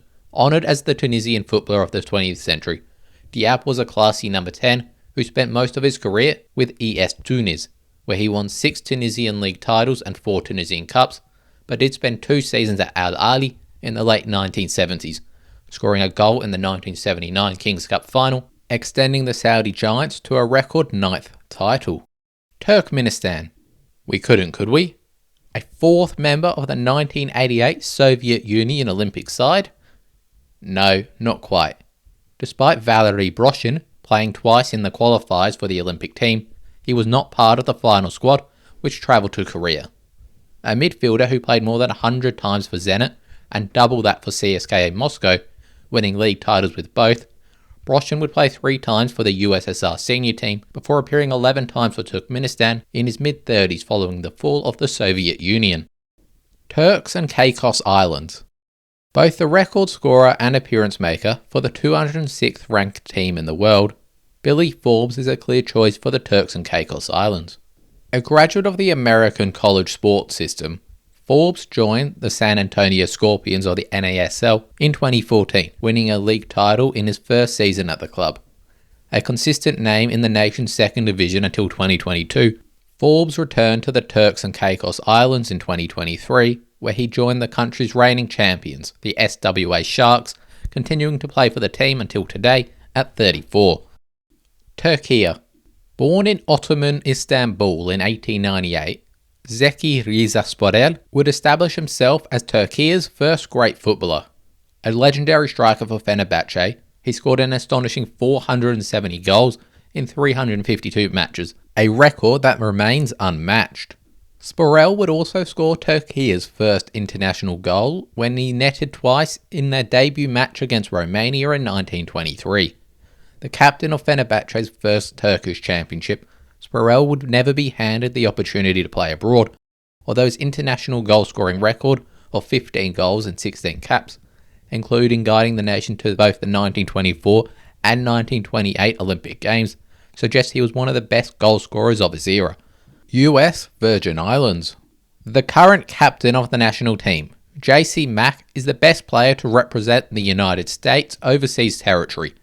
Now a veteran at 36, the midfielder had a long-standing professional career, playing across 4 different continents, winning the Icelandic Cup and USL Championship during his career. Uganda. The Golden Boot winner of the 1978 African Cup of Nations, as Uganda reached the final, Philip Omondi is Uganda's best. Part of the national team, which qualified for 3 consecutive AFCONs between 1974 and 1978. Omondi is best remembered for a superb solo goal against Nigeria in the semi-final of the Cup, with Ghanaian legend Abede Pele describing Omondi as one of his idols. A move to Sharjah of the UAE in 1979 made Omondi the first Ugandan footballer to play professionally abroad. Ukraine. For a nation that has qualified for just 1 World Cup, it is remarkable they have produced 3 Ballon d'Or winners in their history. Igor Belanov aside, both Andrei Shevchenko and Oleg Blokhin were amongst the best players of their generation. Graduates of the Dynamo Kiev Academy, both Shevchenko and Blokhin made their names with the Ukrainian side on the European stage, with Shevchenko going on to prove his talent in Italy with AC Milan. However, I'll slightly lean towards Blokhin.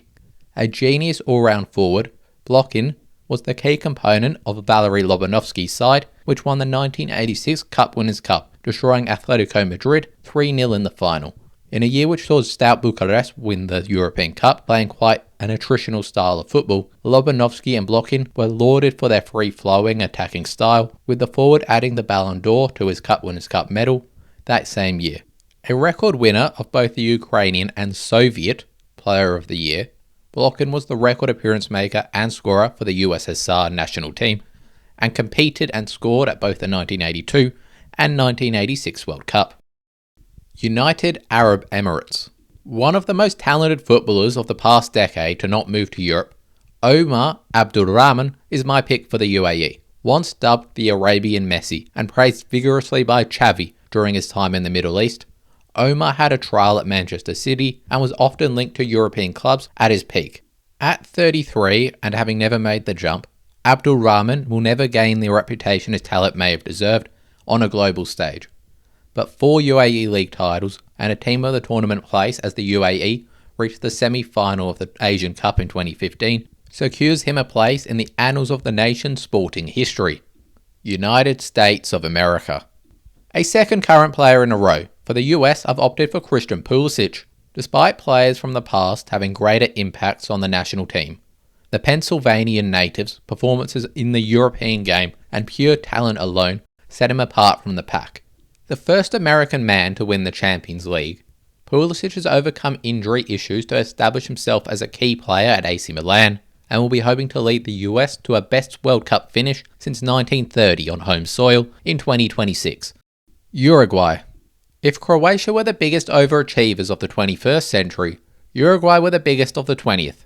An equal record 14 Copa America victories in the century to go alongside 2 Olympic golds and 2 World Cup titles. People can be forgiven for thinking Uruguay is one of South America's largest nations. But no, Uruguay sits 10th on the population list, below every other nation in CONMEBOL and with under 2% the population of Brazil. Which puts into perspective how impressive it is that Uruguay have won more Copa Americas than their Portuguese-speaking neighbours, with the nation's peak coming during the 1920s and 30s. A key part of that side, which won 2 Olympic golds and the inaugural World Cup in 1930, was Jose Andrade. Regarded alongside Matthias Sinler as the best pre-World War II footballer, Andrade, once a carnival worker and boot polisher, rose to fame as a football hero in Uruguay, competing at the 1924 Olympics, where his team, largely unrecognised in global football, shocked the world by winning gold. Andrade's defensive brilliance was coupled with a flair of a tango dancer, which earned him the nickname Le Marvel Noir, the Black Marvel. His exceptional performances helped Uruguay dominate the tournament, culminating in a 3-0 victory over Switzerland in the final, with his reputation spreading around the globe like nobody before him. A tour of Europe with his club side Nacional saw crowds flock in the thousands, in a way reminiscent of Pelé and Santos 30 years later. Despite his footballing success, Andrade's personal life was tumultuous. After the 1924 Olympics, he embraced fame in France, adopting a flamboyant lifestyle which eventually stained his career. He contracted syphilis, which affected his health but did not completely hinder his ability to play, continuing to contribute to Uruguay's football legacy by winning a second Olympic gold in 2028 and the inaugural World Cup in 1930, albeit in a reduced role by this point. Post-retirement, Andrade's life spiraled downward. He struggled with blindness, alcoholism and poverty, living in a squalor until his death in 1957. Despite his tragic end, Andrade's artistry on the field and his role in establishing Uruguay as a football powerhouse remains his enduring legacy. Often compared to Zinedine Zidane for his elegance and skill, Andrade combined this with being one of the standout defensive presences football has ever seen in midfield. Uzbekistan. The second man to make the list twice. For Uzbekistan we have Vasilas Hatzipanigas. Mentioned for his significance in Greece's footballing history, Hatzipanigas was actually born in Tashkent, part of modern-day Uzbekistan. Son of political refugees who fled Greece during the Civil War, Hatzipanigas grew up in Soviet Uzbekistan. A regular for Pakhtakor Tashkent, FK, Uzbekistan's only USSR Premier Division side by 17, Hatzipanigas quickly became one of the top players in the country. Regarded behind only blocking in terms of attacking plays, Hatzipanigas was a key member of the Soviet team which qualified for the 1976 Olympics. However, on the other side of Europe, things were changing in Greece, and under the pressure of a Turkish invasion of Cyprus, Greece's dictatorship fell and democracy returned to Greece. This opened the door for Hatzipanigas and his family to return to his homeland, with the footballing star making the move prior to the Olympics, despite national team coach Konstantin Beskov saying his abilities was way above Greece's level. Vanuatu. The only current professional from his nation, Central Coast Mariners defender Brian Kautak is an obvious choice for the Pacific nation. A star of Netflix's Captain series alongside Thiago Silva and Luka Modric, Kautak worked his way up the region's footballing pyramid, finally reaching the professional ranks of the A-League in 2022 at the age of 28. Despite only reaching the top in the latter years of his career, Kautak has made the most of his opportunity, locking down a place in Australia's best side, twice earning a place in the A-League Team of the Season to go alongside 2 league titles and the 2024 AFC Cup. A great for his nation and the Central Coast, it is hard not to wonder where Brian Kautak could have got to if he got the opportunity to play professionally earlier in his career. Venezuela. The only CONMEBOL nation to never qualify for the World Cup, Venezuela stands apart from their neighbours by actually preferring baseball to football. Therefore, their greatest player is a fair bit behind the other South American nations, with Juan Arango being the pick of the bunch. Your typical number 10, Arango sits second on Venezuela's record appearance and goal-scoring list, having been part of the nation's best Copa America run to the semi-final in 2011. In Europe, he is best remembered for his time at Mallorca and Borussia Mönchengladbach, whilst he won the Golden Boot as Pachuca won the CONCACAF Champions League in 2002. Vietnam. The greatest player, Nguyen Ngoc Than's entire career took place during the Vietnam War, with the tireless midfielder representing the state of South Vietnam. A terrible time in the real world, the late 1950s and early 1960s was a golden era for Vietnam football, with Than leading South Vietnam to a 4th place finish at the 1960 Asian Cup, and titles at the 1959 Southeast Asian Peninsula Games and the 1966 Merdeka Football Tournament, with the latter tournament including a famous 2-0 victory over Japan. Captain for 7 years, Than starred as South Vietnam defeated reigning Swedish champions Djurgårdens 3-1, and was even invited to represent an Asian All-Star team for a match against Fulham. Wales. There are not many countries out there with a population below 5 million to have produced more world-class players than Wales. The likes of Billy Meredith, John Charles, Cliff Jones, Ian Rush and Ryan Giggs are all strong candidates. But their modern great, and the inspirational figurehead of the nation's greatest international performances, Gareth Bale is my pick for Wales. Known by everybody, Bale, a 2-time PFA Player of the Year, became the world's most expensive footballer when he joined Real Madrid in 2013. 106 goals, 5 Champions Leagues and 3 La Liga titles in 9 years in the Spanish capital cemented his legacy amongst the greats of British football. Scorer of many of football's most iconic goals of the 21st century, Bale scored 3 goals, including 2 marvellous free kicks, as Wales made it all the way to the semi-final in their debut European Championship campaign in 2016, and would carry them to the 2022 World Cup, scoring their first goal in the major tournament since 1958, prior to retiring following the tournament. Yemen. A key component of the Zamalek side which ended Al Ahly's total monopoly over Egyptian football, for Yemen we have Al Mohsen. The club's first league title in just his 3rd season at the club would be followed up with the league Golden Boot the following year. In total, the forward won 3 Egyptian league titles and 4 Egyptian Cups during an 8-year spell at Zamalek, to go alongside a goal against Real Madrid in 1961 for an Egyptian select side. Zambia. The only African Footballer of the Year from his nation, and the first player to be nominated for FIFA Player of the Year, solely based on a season outside of Europe.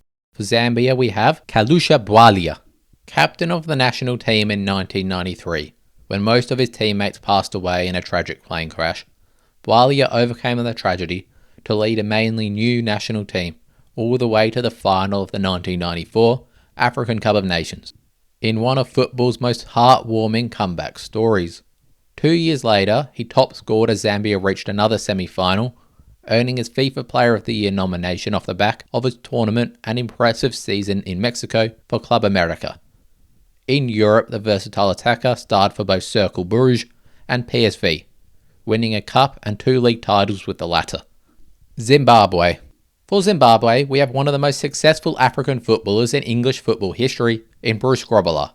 The iconic goalkeeper remarkably signed for the reigning English champions in 1981 from the Vancouver Whitecaps, following a season-long loan at Crewe Alexandra in England's 4th tier. Following a season as backup, Grobbelaar was handed the opportunity to be Liverpool's starting goalkeeper following the departure of Ray Clements, and the rest was history. 628 appearances for Liverpool in 13 trophy-littered years, which included a famous performance in the 1984 European Cup final penalty shootout, where Grobbelaar did some strange antics in the Liverpool goal, which famously led Roma to missing 2 penalties, handing Liverpool their 4th European Cup. That's it. We're there. Thanks for watching. Please like and subscribe if you enjoyed the video.